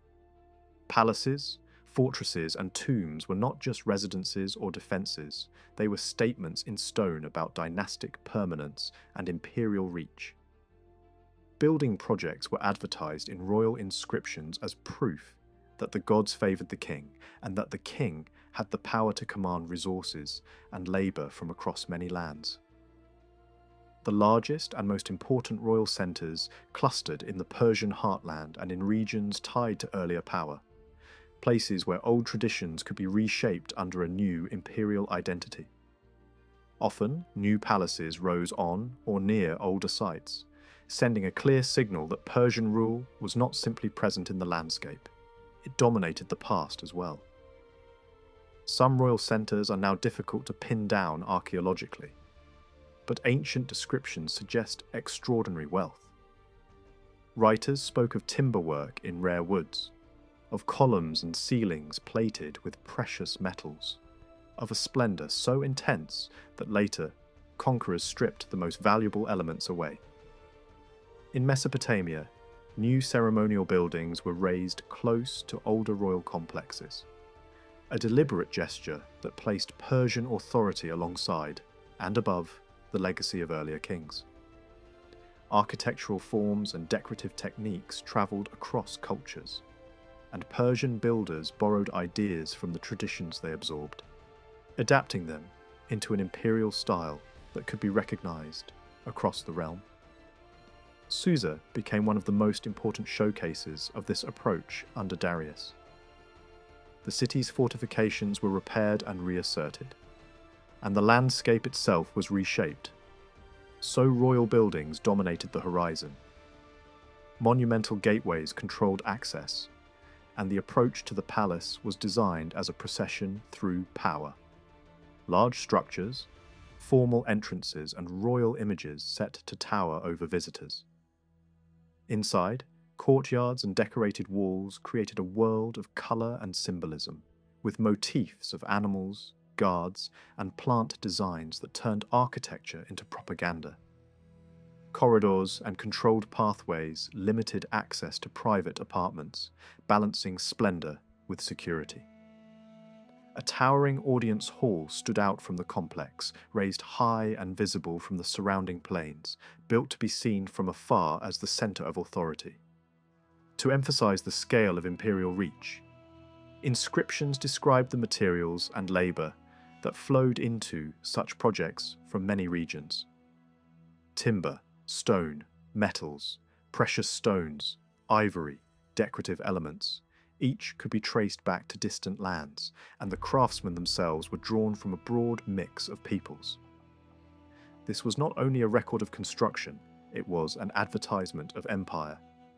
The palace was presented as a multinational achievement, a structure made possible by a realm that could command forests, mines, artisans, and transport routes across vast distances. The message was clear. The king's power did not merely collect tribute, it assembled the world into a single project, turning geography into architecture. Persepolis, the most famous of the great sites, embodies this ambition at its peak. Set in the heart of the Persian homeland and protected by geography, it functioned as the most spectacular statement of royal authority. Excavations over the last century have uncovered palaces, administrative buildings, fortifications, and an immense platform terrace, revealing a complex that grew over generations as successive kings added to it and repaired it. Evidence suggests that earlier monumental structures existed nearby and that later kings made deliberate choices about what to keep and what to erase, sometimes clearing older symbols to make room for their own. Persepolis was not a static monument. It was a long-term project, expanded and maintained across decades, even undergoing repairs after earthquakes. The purpose of Persepolis has been debated, and the uncertainty itself adds to its fascination. It was certainly ceremonial, but whether it was primarily a festival centre, a political stage, a religious space, or an administrative hub remains contested. What can be said with confidence is that the site was designed to impress. The platform terrace rose high, fortified and engineered with practical features such as drainage, and the scale of the complex required enormous labour and careful quarrying and transport of stone. Stairways and reliefs displayed delegations bringing gifts, scenes that can be read as the visual language of empire. Many peoples approaching a central power, presenting their offerings, participating in a ritual of hierarchy. Whether those scenes reflect a specific annual festival or a broader political performance, the effect is the same. Persepolis was built to turn royal dominance into a landscape experience, something that could be walked through, looked up at, and remembered. Originally, access to the palace was relatively restrained. Darius had laid out a simple entrance on the southern edge of the terrace, a functional gateway rather than a theatrical statement. This arrangement changed decisively about 10 years after his death. Xerxes redirected the main approach to the western side of the platform and transformed arrival into a carefully choreographed experience. He ordered the construction of a monumental double staircase, wide and graceful, with shallow steps designed so gently that horses and pack animals could climb them without strain. This architectural choice may not have been accidental. It aligns closely with the idea that Persepolis hosted large-scale ceremonial gatherings, in which tribute and gifts were formally presented to the ruler. The carved reliefs of the Apadana show a striking range of animals brought before the king: sheep, goats, rams, horses, bulls, camels, lions, and even exotic creatures from distant lands, suggesting a ritualized procession rather than a purely symbolic scene. At the summit of this staircase stood one of the most imposing structures on the terrace, the gateway later known as the Gate of All Nations. This entrance announced imperial authority in stone. Massive sculpted bulls flanked the passage, joined by human-headed winged figures inspired by much older Mesopotamian traditions. Their scale and placement conveyed power, vigilance, and order to anyone entering the complex. From this point, official visitors passed into the heart of the palace, although the older southern entrance continued to function alongside it, maintaining a link with the earlier phase of construction. The vast terrace itself was organized with clear intent.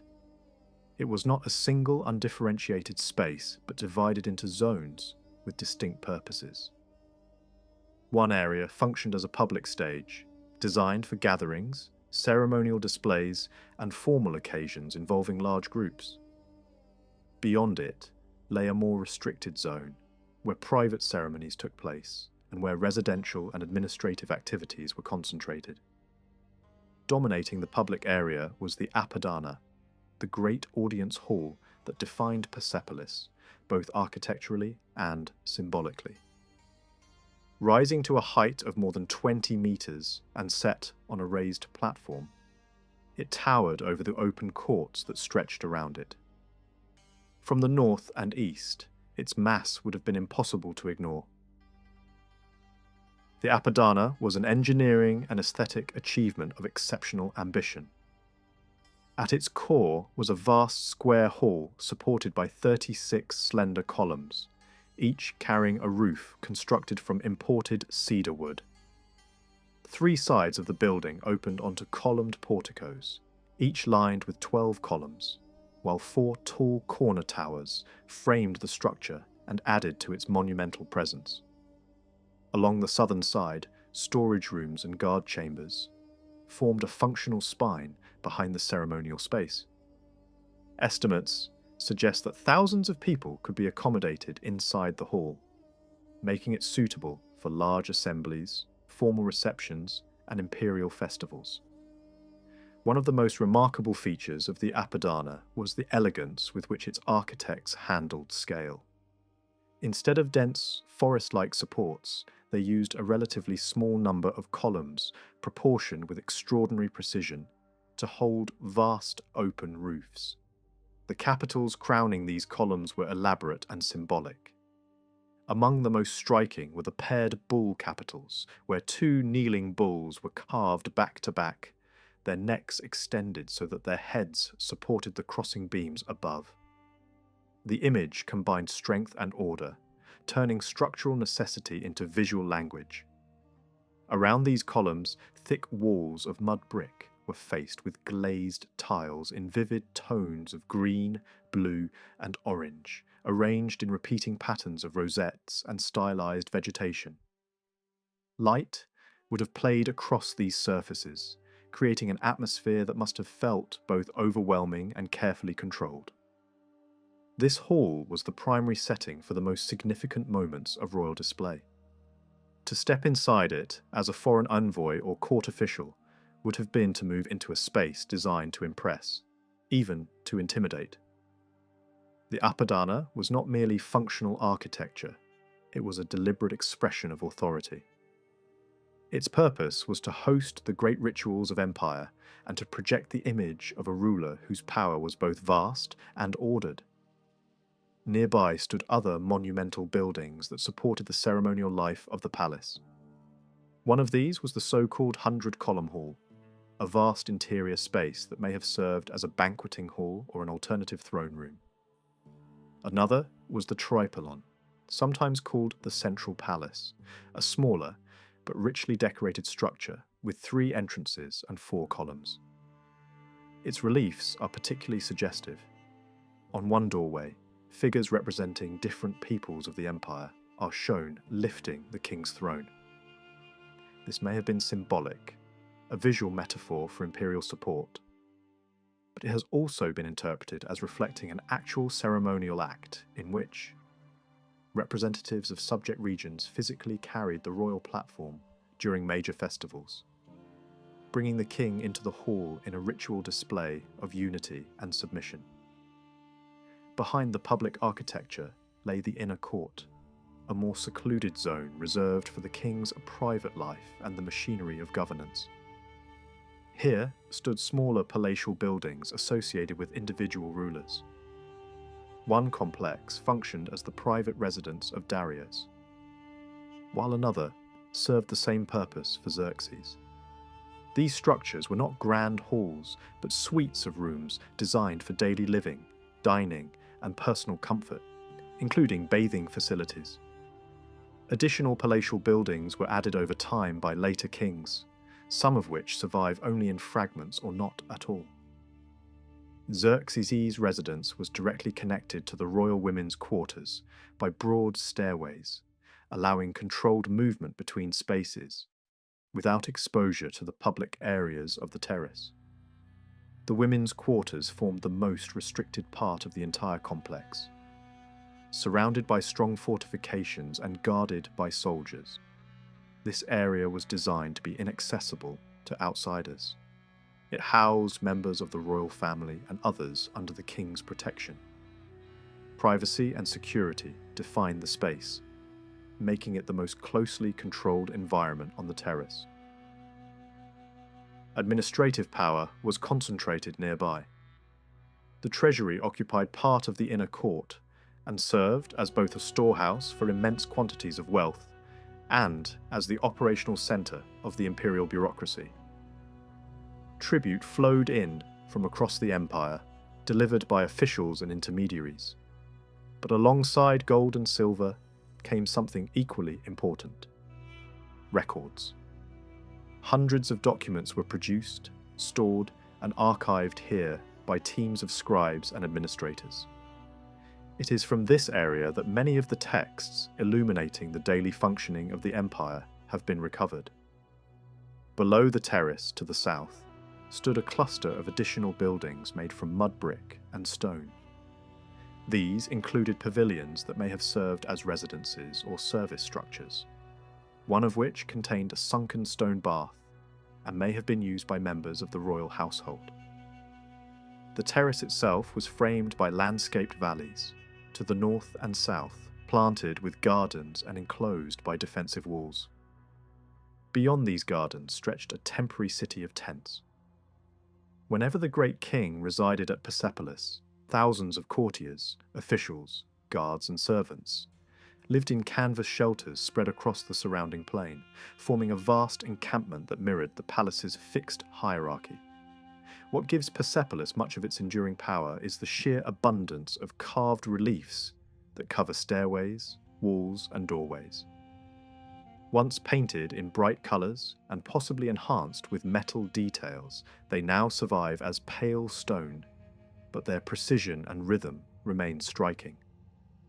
Rows of guards, lines of dignitaries, delegations from distant lands, animals both real and mythical, all are arranged with strict regularity. At the centre of this visual world stands the king. He appears repeatedly, calm and composed, moving through palace spaces with measured authority.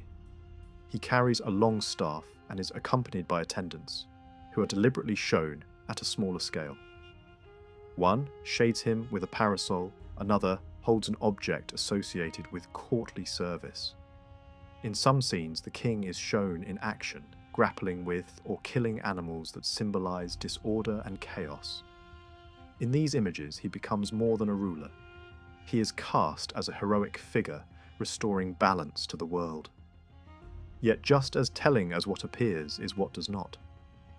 Across the monumental reliefs, there are no depictions of the king in battle, no scenes of hunting expeditions, and no images of feasting or drinking. These activities were central to royal life and ideology, but they are absent from the official stone narrative. Such themes appear instead on smaller objects like seals. The art of Persepolis was not intended to document everyday reality. It was designed to distill and elevate it, presenting an idealized vision of kingship, focused on order, stability, and controlled power. The splendor of these palaces and the efficiency of the empire's infrastructure were built through human labor on a massive scale. Free workers, farmers compelled into service, and large numbers of enslaved people all contributed to the construction and maintenance of imperial architecture. Early in Persian history, slavery did not dominate the economy, but as the empire expanded, the number of enslaved individuals increased dramatically. War captives were absorbed into the labor force, and elite households came to own large numbers of servants who worked in domestic and specialized roles. Archaeological and textual evidence points to the widespread presence of unskilled laborers in the Persian heartland. Many of them foreigners. Administrative records use a broad term to describe these workers, covering agricultural laborers, artisans, and construction crews without much distinction. These people received rations at designated locations, just enough to survive. Many were skilled craftsmen, stone carvers, metalworkers, woodworkers, whose materials and food supplies are recorded in detail. Yet the majority were not specialists, but laborers, drawn from across the empire, people from Western Anatolia, Mesopotamia, Egypt, Central Asia, and beyond. Their presence at Persepolis was not usually voluntary. The rations they received were minimal, and the records showed no sign of wages that would allow independence or choice. Most of these workers had been forcibly relocated. Many were prisoners taken after revolts or resistance and transported far from their homelands to serve imperial needs. Entire communities were uprooted in this way, following a long Near Eastern tradition of deportation used to control conquered populations. Over generations, displaced groups remained in Persia, forming a permanent labor pool.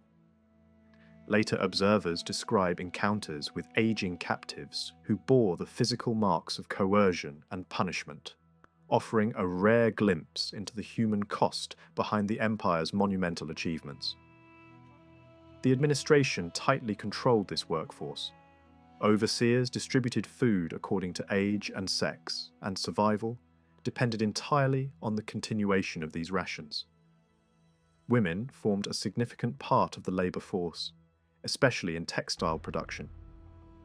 Records show large workshops staffed entirely by women, some of whom had arrived with families, others alone. Family units were rarely preserved.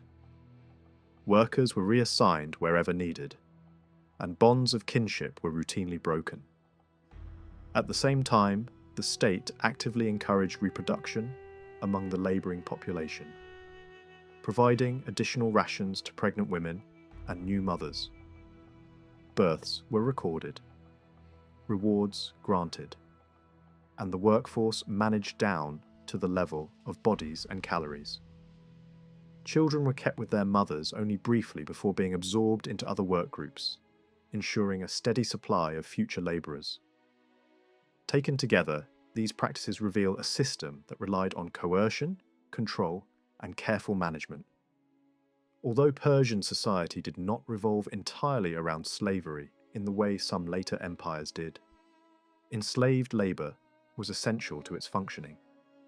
The roads, palaces, gardens, and reliefs that symbolized imperial order were inseparable from the exploitation that sustained them. Within the palace complex, another powerful institution shaped political life: the royal household. Modern imagination often distorts this world, projecting fantasies of indulgence and isolation. In reality, the royal women's quarters were defined less by excess than by restriction and hierarchy. These spaces housed family members, children, servants, and close kin, forming the most private sphere of the court. Access was controlled not to create spectacle, but to preserve honour and status. Separation from the public gaze was itself a mark of prestige. Royal women did not live cut off from activity. They travelled with the court, rode horses, attended banquets, and participated in hunts and sports. Their power did not come from visibility, but from proximity. Mothers, wives, sisters, and daughters of the king occupied positions of influence precisely because they moved within his inner circle. Dynastic politics passed through these relationships. Births determined succession. Alliances were forged through marriage, and rivalries within the household could shape the future of the empire. At the top of this hierarchy stood the king's mother. Her position was unmatched, both symbolically and practically. She alone connected generations, standing between the previous ruler and the current one. Although she did not rule openly, her influence could be decisive. Records from Persepolis reveal the existence of an extraordinarily wealthy and active royal woman who managed estates, commanded servants and workers, and travelled extensively with her own entourage. She issued orders, received provisions, and operated within the same administrative framework as male elites. Her movements mirrored those of the king, and she could act on his behalf when necessary. Erdabama did not manage her enormous estates alone. A capable official named Rashta appears again and again in the Persepolis records as the key man in her household, the person who kept her world running when she travelled, or when the demands of a royal lady's court grew heavy.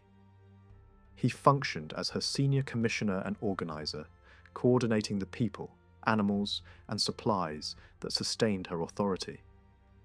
The tablets link him to a wide range of responsibilities: supervising a major fruit-growing operation at Nupishtash, monitoring grain storage, distributing provisions to workers stationed at livestock depots, arranging the movement of goods across the region, and ensuring that her horses were properly fed.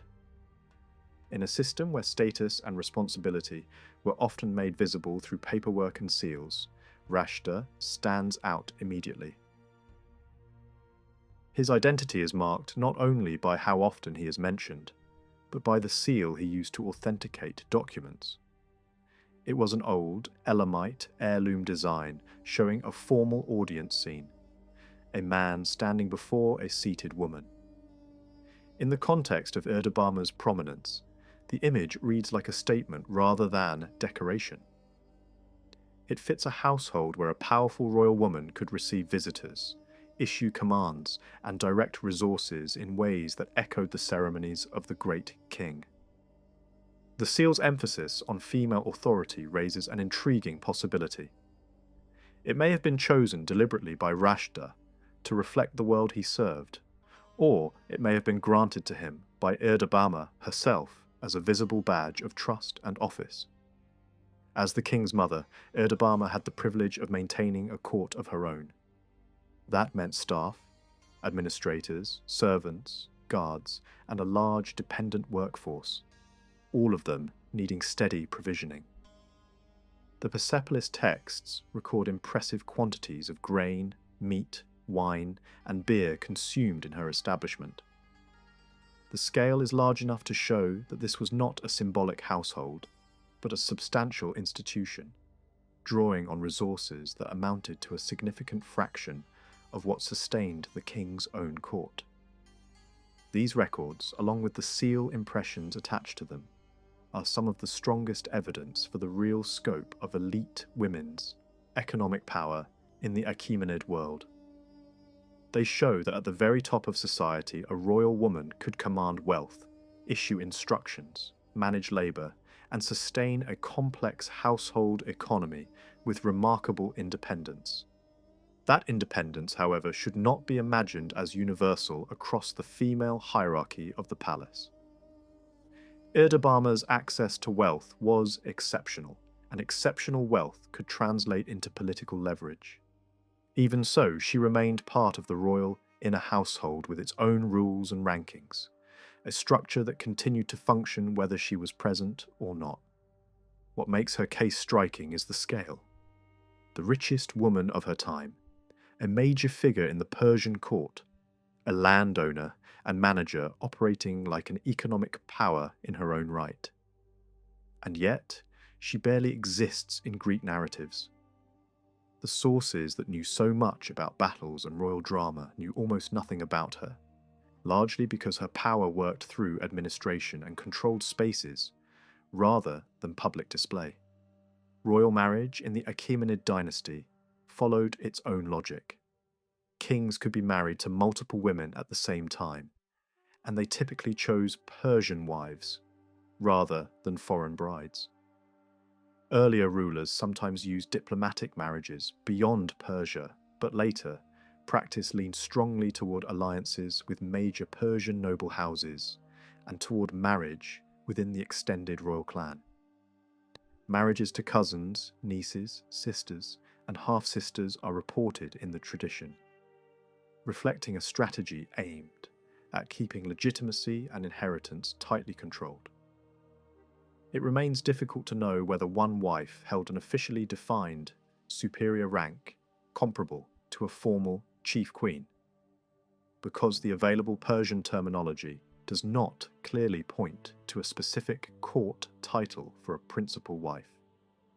Status inside the women's hierarchy may have been shaped more by influence, fertility, seniority, and political connections than by a single fixed office. Much of what is known about royal consorts comes from Greek writers, who often name only one wife per king. That habit can give the misleading impression that Persian rulers were monogamous.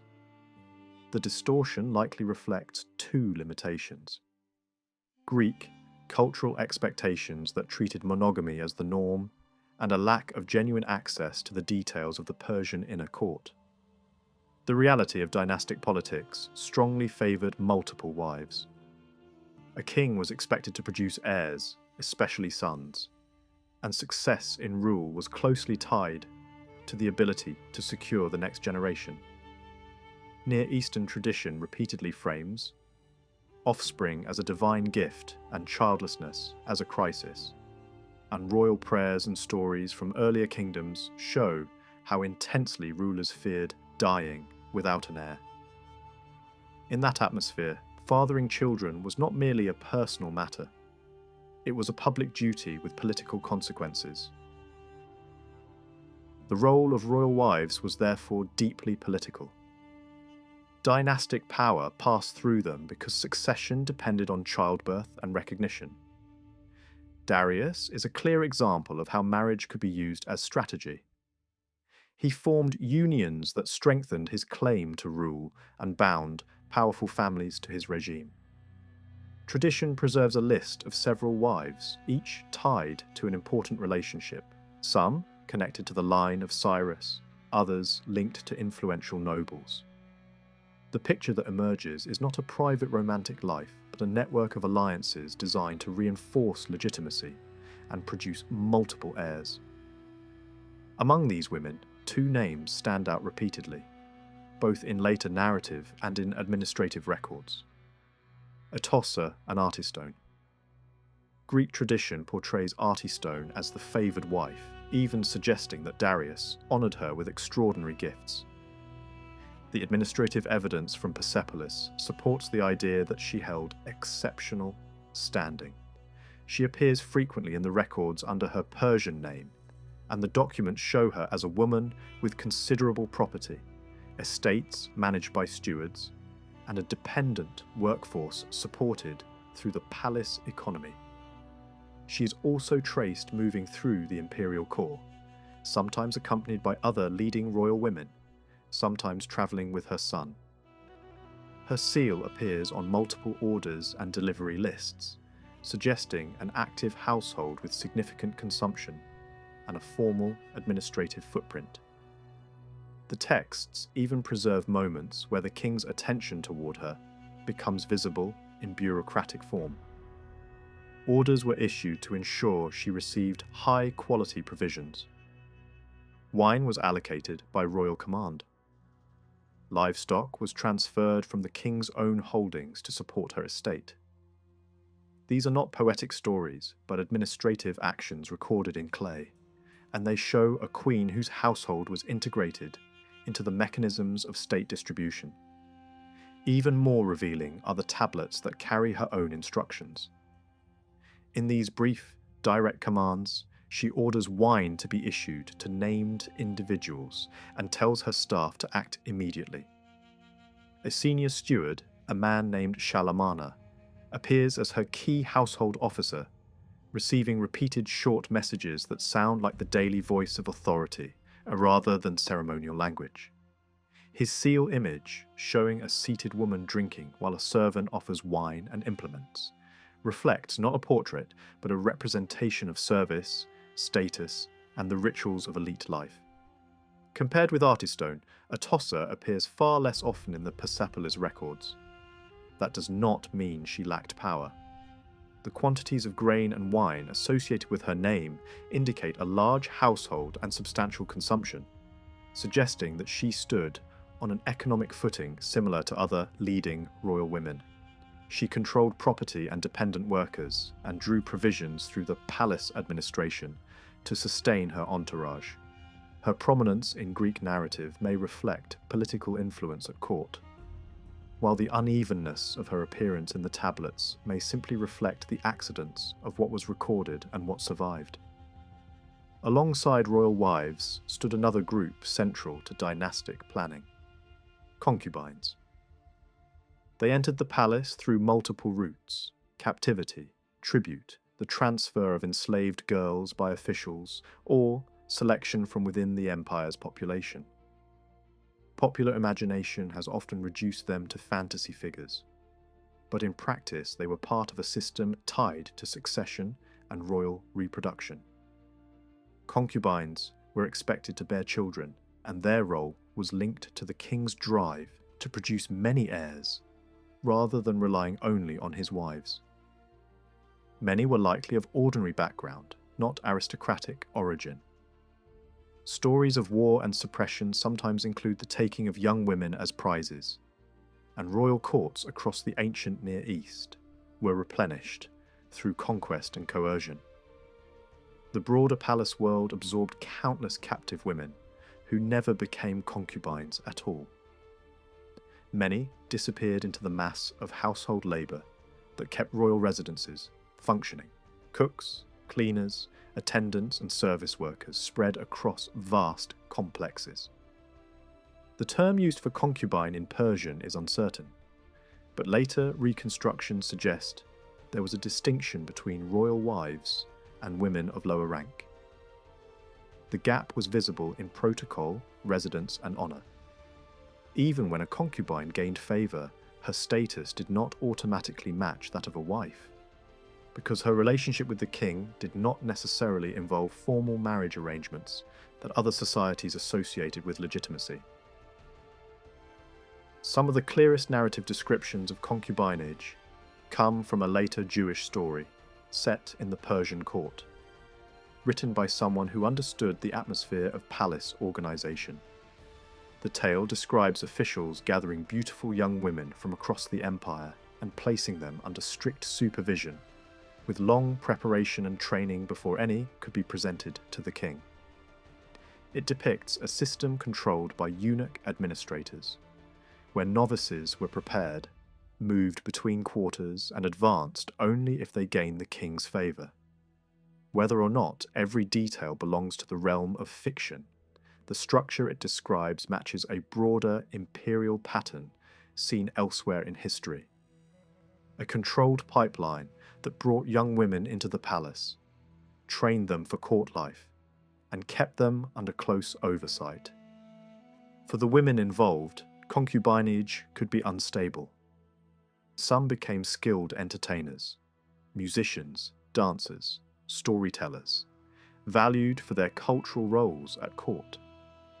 Some gained prestige through childbirth, especially if their sons were acknowledged and placed within the framework of succession. Yet a concubine's legal and social position remained different from that of a wife. Protocol at court carefully marked those differences, requiring deference toward the highest-ranking women. Competition within the women's hierarchy could be intense because proximity to the king shaped status, security, and the future prospects of children. Concubines mattered politically because children born to them could rise high. Although some traditions claim that sons of concubines were considered inferior, the record of succession shows that they could become kings. Greek writers sometimes labelled these sons with insulting terms, but Persian practice did not necessarily attach stigma in the same way. In the logic of court hierarchy, a child's rank came from the father. That meant a son of a concubine could outrank his mother immediately and become a focus of political ambition. Once a concubine produced a son, palace custom could change her relationship with the king, pushing her toward the role of securing her child's advancement rather than continuing as a sexual partner.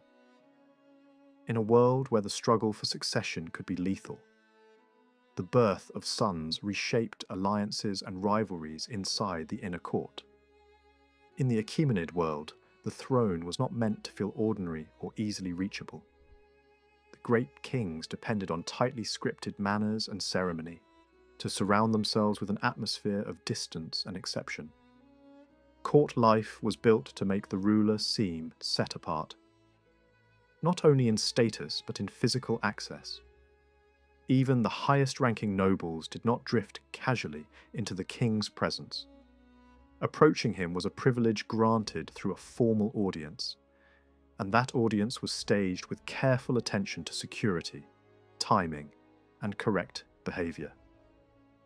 Anyone hoping to speak to the king had to pass inspection, follow instructions, and understand the unwritten rules of palace conduct.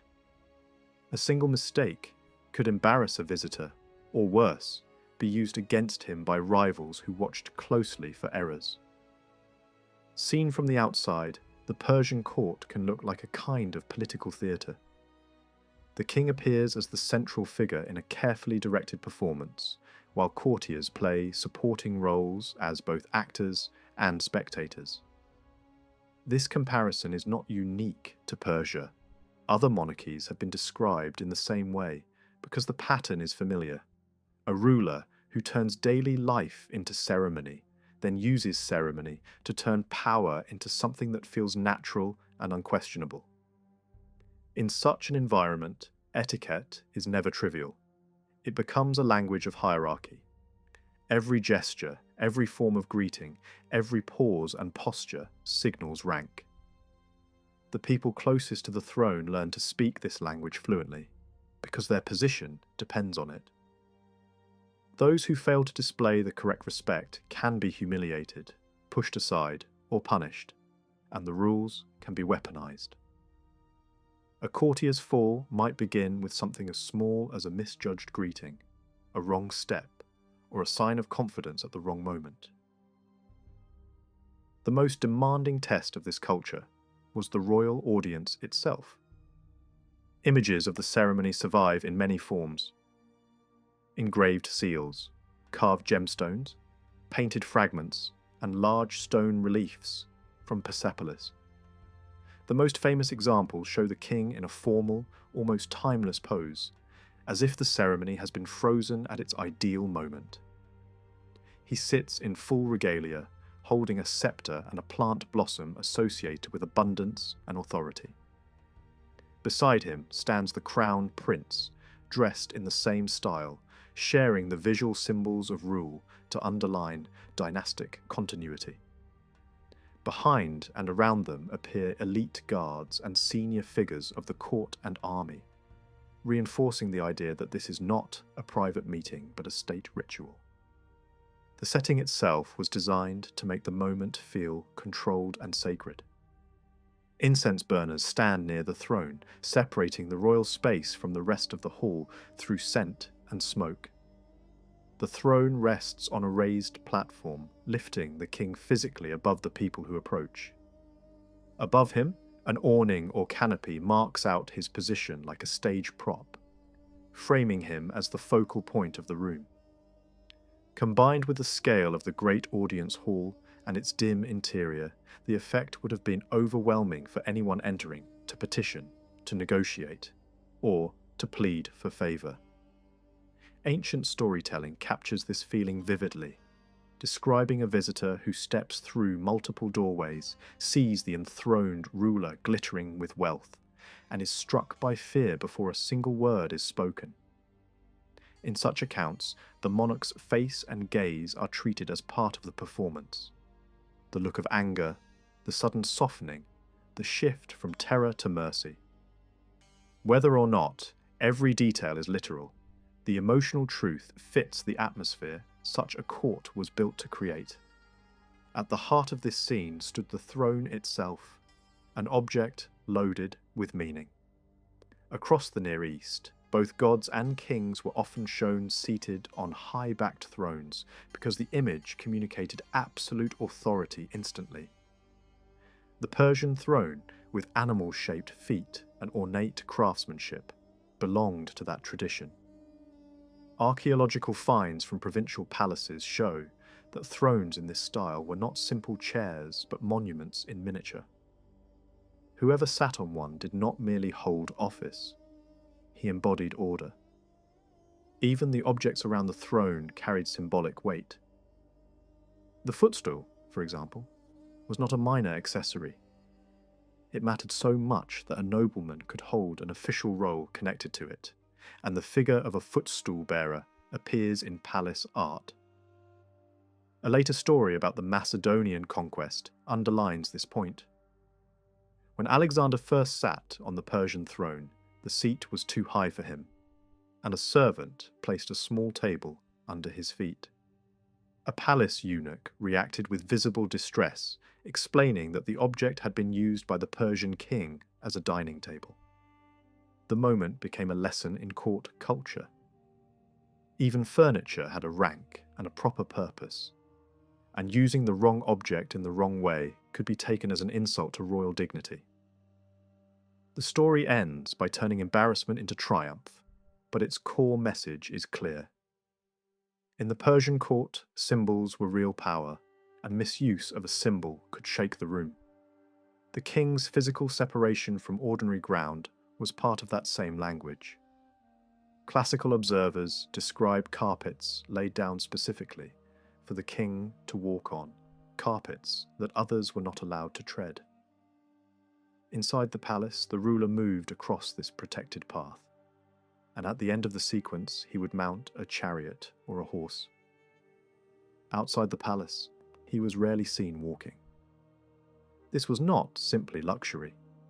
It reinforced the idea that the king belonged to a different sphere, insulated from common contact, lifted above everyday life in both literal and symbolic ways. Within the audience scene at Persepolis, a high-ranking official stands near the throne, performing a gesture of deep respect. This figure is often identified as the chief court officer responsible for presenting visitors and delegations. His posture is forward-leaning, his hand raised toward his mouth in a ritualized sign of submission. The gesture resembles later formal greetings in other court traditions, a kind of controlled salute that signals humility and self-restraint. The presence of such gestures points to a political reality, where public behavior is so carefully scripted, authority is usually concentrated at the top. A society that trains elites to perform submission through ritual is not built on casual equality. Greek writers who encountered Persian etiquette noticed that greeting rituals varied by rank even in ordinary life. Equals might greet with one form of contact, near equals with another, and those of much lower rank might throw themselves down in a dramatic display of deference. At court, these signals were intensified and turned into compulsory ceremony. The Greeks used a specific word for the act of obeisance to the Persian king, and modern scholars still debate precisely what it looked like in practice. The term itself implies a kiss, yet descriptions suggest bowing or full prostration. It may have involved both, a lowering of the body followed by a symbolic offering of a kiss from the hand. Palace reliefs seem to capture the moment when the official rises and performs the hand-to-mouth gesture, sending the respectful kiss toward the ruler without physical contact. For Greek visitors, this created a cultural collision. In their own political imagination, prostration belonged to religion, something done to gods, not to men. To submit in that way before a human ruler felt like a surrender of personal freedom. Yet the Persian court did not negotiate this point. Anyone seeking an audience had to comply. Stories about famous Greeks navigating the Persian court often focus on this moment, because it forced them to choose between pride and access. In such narratives, the visitor ultimately performs the required gesture and waits in silence, because speaking to the king demanded acceptance of Persian rules, not Greek ideals. Distance and control did not end with the audience. The king's dining habits followed the same logic of partial invisibility. He often ate apart from his guests, concealed in an inner space while others dined outside where they could be seen. A screen or hanging could allow the king to watch without being fully visible, reinforcing the principle that royal presence was felt more than it was freely observed. Only a few privileged men might be summoned near the end of the meal to drink with him. This was not mere hospitality. Drinking in the king's proximity could become a political opening. It was in these more private moments that decisions might be influenced, favours secured, and ambitions advanced. A courtier known to have a regular place at the king's table held a rare distinction, a sign of trust that others would envy. At the same time, the Persian court could also stage banquets, on a scale meant to astonish. Some accounts describe feasts lasting for months, involving administrators, regional governors, and elite women of the court turning eating and drinking into a prolonged public event. In this setting, abundance became a statement. The banquet was not just food, it was a demonstration that the ruler could command surplus, organize it, and transform it into spectacle. When rules for drinking were relaxed, the feast could become a test of endurance as much as celebration. And it tied directly into another elite performance that carried deep political meaning: the royal hunt. Hunting in this world was not treated as casual sport. It was a ritual of skill, courage, and hierarchy.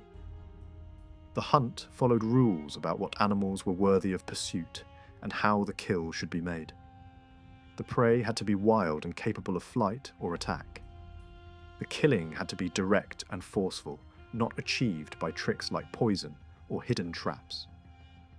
The point was confrontation, a controlled clash between human power and untamed nature. To hunt successfully was to prove qualities expected of the ruling class, especially the qualities tied to leadership in war. Seals and small artworks repeat hunting scenes constantly, suggesting that the image mattered as much as the act. The hunt became a visual shorthand for dominance, discipline, and martial readiness. Royal hunts demanded organization on the scale of a military operation. Officials were responsible for supplying animals, maintaining hunting dogs, preparing horses, and arranging security, because the king's life was exposed outside palace walls. Troops could be used to drive game into open ground. Large hunts might employ formation tactics. encircling animals so the ruler could deliver the decisive blow. Nets could even be used to fence off a wide area and funnel prey toward the royal party. The methods varied, but the structure was consistent. Nobles and attendants surrounding the monarch, servants managing equipment, guards watching for danger, and the final moment shaped to confirm the king's prerogative. Among all hunting feats, the lion carried the highest prestige. Across older Near Eastern traditions, the lion hunt belonged to kings. It signaled that the ruler could defeat the most dangerous animal on the landscape, a symbolic victory over chaos and threat. Court protocol guarded this privilege carefully. The king had the right to strike first, and the imagery of the monarch slaying a lion appears across Persian art, sometimes shifting into scenes where the beast becomes a mythical creature. Whether in real hunts or in symbolic representations, the message was the same. The king stands as the force that tames violence and restores order. Understanding the religious life of the Achaemenid Empire has changed dramatically in recent decades. The shift has not come from a sudden discovery of a grand temple or a single spectacular inscription, but from thousands of small administrative records preserved on clay. The fortification tablets from Persepolis, long studied by specialists, have opened a window onto everyday belief and routine worship. These documents are not theological treatises. They are lists, deliveries, rations, travel notes, and official orders. Yet they reveal a religious landscape far more complex than older narratives allowed, showing local Elamite traditions continuing beside Iranian gods, and indicating that rituals were organized, funded, and carried out by recognized religious personnel. For a long time, the strongest influence on modern ideas about Persian religion came from Greek writers. Herodotus, in particular, presented an image of the Persians as a people who rejected temples, altars, and divine images. His description was confident and memorable, and for generations it shaped the way the subject was taught. The trouble is that the administrative record from Persepolis does not match his portrait. The tablets indicate that cult spaces existed, that offerings were delivered to them, and that the institutions of worship were embedded in the state economy. The contrast suggests that the Greek account, however persuasive, was filtered through cultural expectations and a desire to highlight difference. Greek religion was strongly associated with built sanctuaries, visible statues, and formal altars.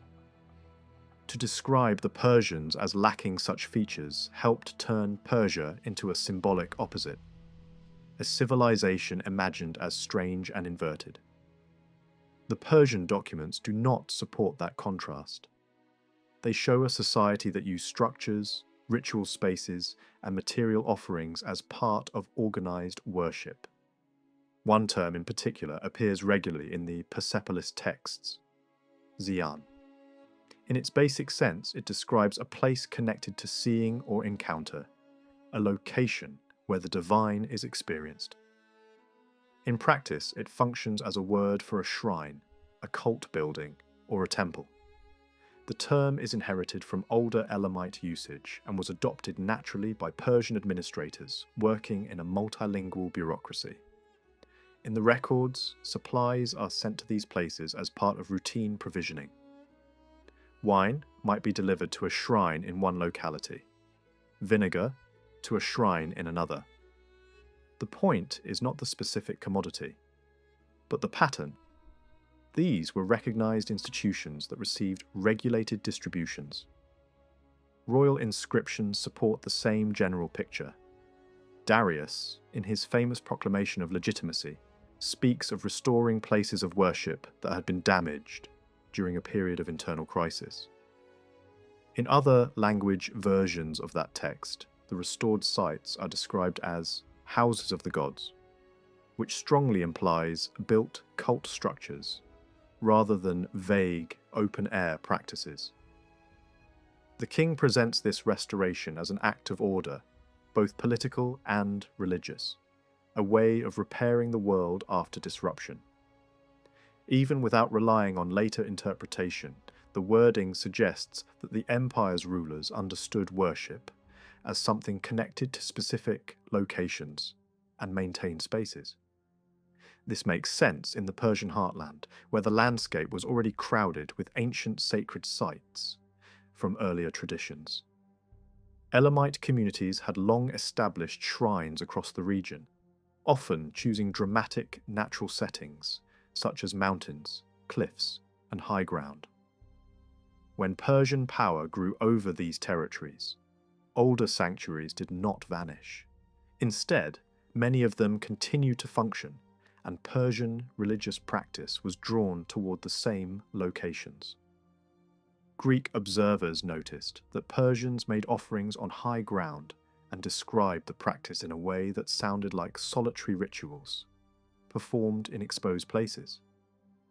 What the evidence now suggests is more grounded. The rites took place at established sanctuaries built into those landscapes, not simply on bare peaks.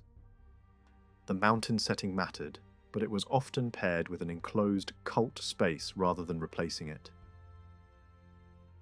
Archaeology has begun to reveal what some of these sanctuaries looked like. One important example comes from an Achaemenid provincial centre in eastern Iran.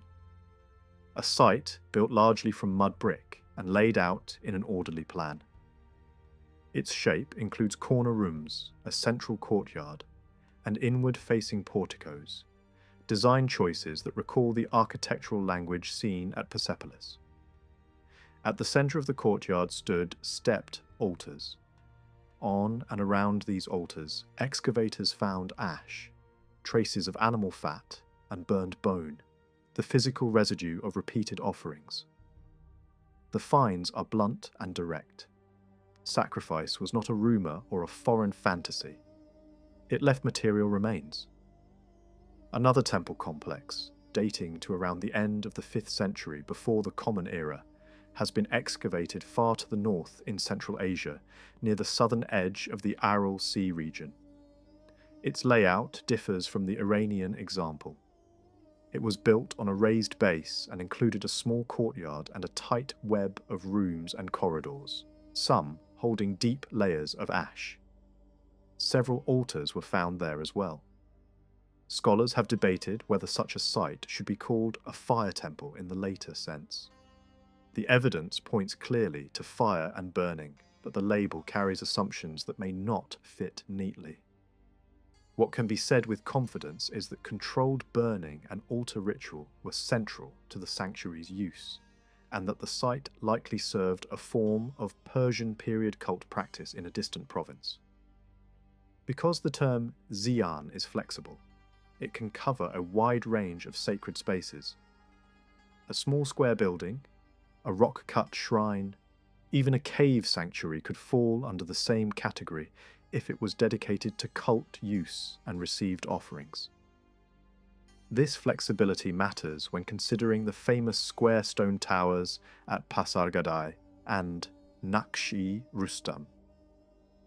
These tall limestone structures, built with precise masonry and decorated with false windows, contain an interior chamber reached by a stairway.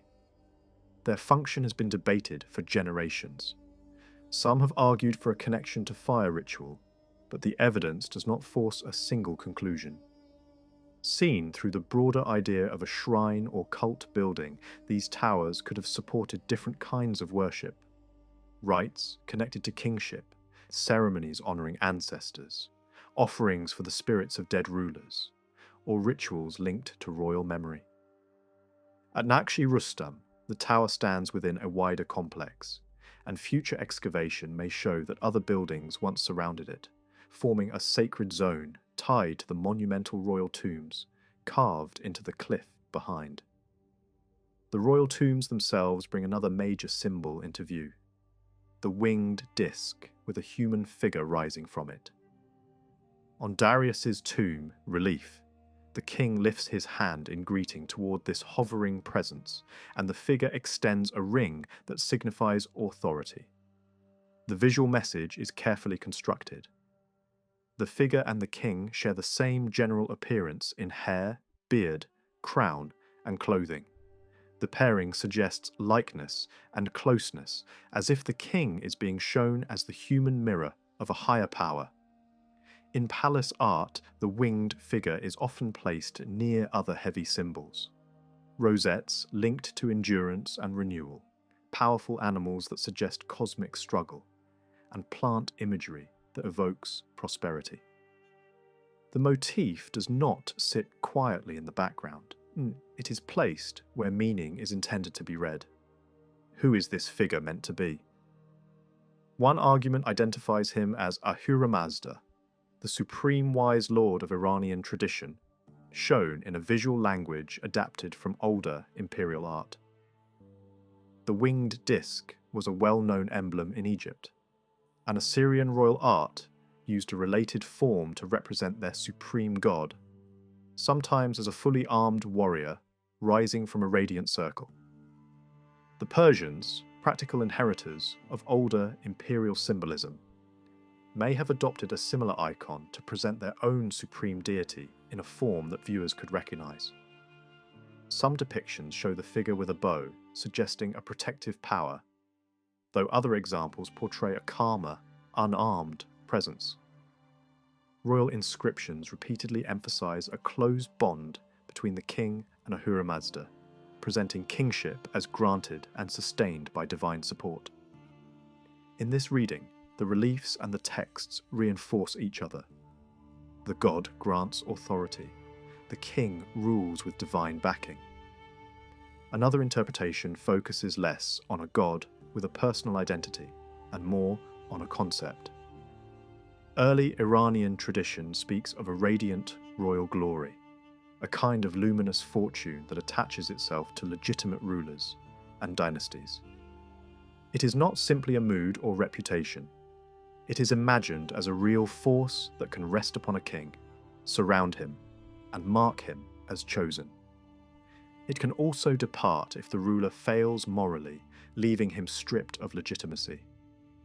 In this view, the winged symbol represents that royal radiance rather than a deity in human form, an image of kingship's sacred brilliance made visible. The most realistic conclusion may be that the symbol was designed to carry both meanings at once. A single image can communicate layered ideas without contradiction. The winged figure can be understood as the god who supports the king, and at the same time as the visible sign of divine glory resting upon him. The ring becomes both a gift of authority and the sign that the ruler carries sacred legitimacy. In that double reading, the king is shown reverencing his protector while also acknowledging the power that makes him king. The effect is not confusion, but reinforcement. The divine and the royal are presented as intertwined. What is clear is that Ahura Mazda becomes increasingly prominent in royal self-presentation from the time of Darius onward. Earlier, Achaemenid rulers did not foreground this deity in surviving proclamations, and early imperial policy often supported local cults across conquered territories, rather than imposing a single state religion. Under Darius, however, inscriptions repeatedly praise Ahura Mazda as creator of earth, sky, humanity, and human happiness. The language describes a god responsible for what is good and ordered, and portrays the king as the agent chosen to restore stability when the world falls into disorder. These texts are political, but they are also personal in tone. They read like statements the king wanted, permanently carved into stone. Declarations of piety, legitimacy, and moral purpose, projecting the image of a ruler who fights chaos by aligning himself with divine truth. Within this worldview, moral dualism becomes central. Good stands against evil, truth against lie. The king claims to side with truth, presenting his rule as part of a larger cosmic struggle rather than a mere contest of armies. Iranian tradition speaks of divine helpers, abstract forces that guard creation and embody ideals such as good thought, righteousness, devotion, rightful rule, wholeness, and immortality. Against them stands the destructive spirit of evil, conceived not as a rival god in equal balance, but as a force of corruption that undermines life. This opposition shapes the moral imagination of the faith. People are expected to choose. A life aligned with truth leads toward blessing. A life aligned with the lie leads toward ruin. Later tradition describes judgment after death and a dividing passage between the worlds of living and dead, where each person's choices decide the outcome. Whether every detail was fixed in Achaemenid times or developed over centuries, the basic emphasis on moral choice and cosmic opposition fits the tone of the royal inscriptions. Behind the development of Iranian religious thought stands the figure of Zarathustra, known in later Greek and Western tradition as Zoroaster. The historical outline is difficult to pin down. Tradition places him in the eastern Iranian world, sometimes linking him to regions far apart, and scholars debate the centuries in which he lived. The difficulty is not merely uncertainty about a date, it is the nature of the sources. The most ancient hymns attributed to him were preserved orally for a very long time before being written down much later. The language of these hymns reflects an early world of pastoral life and tribal conflict, rather than the settled imperial society of the Persians. They do not name the Medes or Persians directly, and they lack the clear historical anchors that would make dating easy. This suggests that the prophet belongs to a deeper layer of Iranian history, long before the Achaemenid court began carving inscriptions into palace walls. Within those early hymns, fragments of biography appear. A religious teacher emerges, opposed by powerful local elites and ritual specialists, and forced into exile by hostility. The texts express insecurity, isolation, and the search for protection from the supreme deity. The story that can be reconstructed is not of an effortless triumph, but of struggle, wandering, and gradual acceptance by patrons beyond his original community. Later tradition turns parts of his life into legend, including stories about his birth and death. But the underlying image is consistent, a reforming voice urging a clearer moral vision and calling people to align thought, speech, and action with the divine order. Over time, the faith associated with Zarathustra evolved and accumulated a vast body of sacred literature, including liturgies, hymns of praise, and detailed purity rules. At its centre remained the emphasis on public worship, spoken and sung aloud, not hidden as private meditation. The hymns were designed to be heard, performed, and repeated, building a communal sense of devotion. Their language praises the Creator and asks urgent questions about the structure of the world. Who set the sun and stars in their paths? Who governs the rhythm of the moon? Who established the moral law of recompense? These questions are not presented as philosophical entertainment.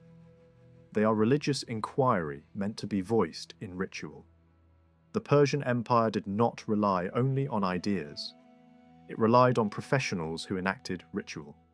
Priests, known as magi, appear in both royal inscriptions and the Persepolis administrative texts. Greek writers described them as a hereditary priestly group associated with the Medes, skilled in interpreting dreams and omens. The local evidence confirms that they were priests, but it does not support the idea that they controlled all religious life. In regions shaped by older Elamite tradition, other priesthoods continued to serve local cults. The Magi were important, especially at the royal court, but they were not the only voices of worship across the empire. The fortification tablets place these priests within the system of state provisioning. They appear as recipients of grain and wine and other supplies, showing that their work was supported materially. In some cases, the title appears almost like a personal name, suggesting that the designation could become part of identity in official paperwork. Other priestly titles also appear, hinting at ranks and special functions. Some individuals are linked to the memorization of hymns, implying a trained religious specialist whose task was to preserve and recite sacred words. Others are connected to storehouses and distribution, showing that priestly roles could overlap with administration. A figure identified as a guardian of the sacred fire appears in the record as well, suggesting that tending fire was considered a high-status responsibility. Descriptions of Persian ritual, supported by later observers and by visual art, emphasize fire, purity, and controlled performance. Fire was treated as sacred and protected from pollution. Priests are shown standing at an altar with their mouths and noses covered, not as theatrical costume, but as a practical sign that breath should not defile the flame. They hold bundles of twigs used in ritual, and offerings from sacrificed animals appear nearby. Such scenes present sacrifice as a structured ceremony, not a chaotic slaughter. Even in distant provinces, similar elements appear: altars, ash deposits, animal remains, and the organization required to repeat the rites. Alongside these duties, the magi also served as custodians of tradition. In large empires, rulers often rely on learned specialists who know old stories, correct ritual procedure, and the signs of divine approval or anger. The magi filled that role in many contexts. They advised on what hymns to perform, how to dedicate offerings, how to interpret unusual events in the sky or in dreams, and which gods in a diverse empire might require attention. Their learning made them valuable not only as religious officials but as political assets. A king who claimed to rule in alignment with divine order needed experts who could articulate what that order required and who could translate ritual into the language of legitimacy.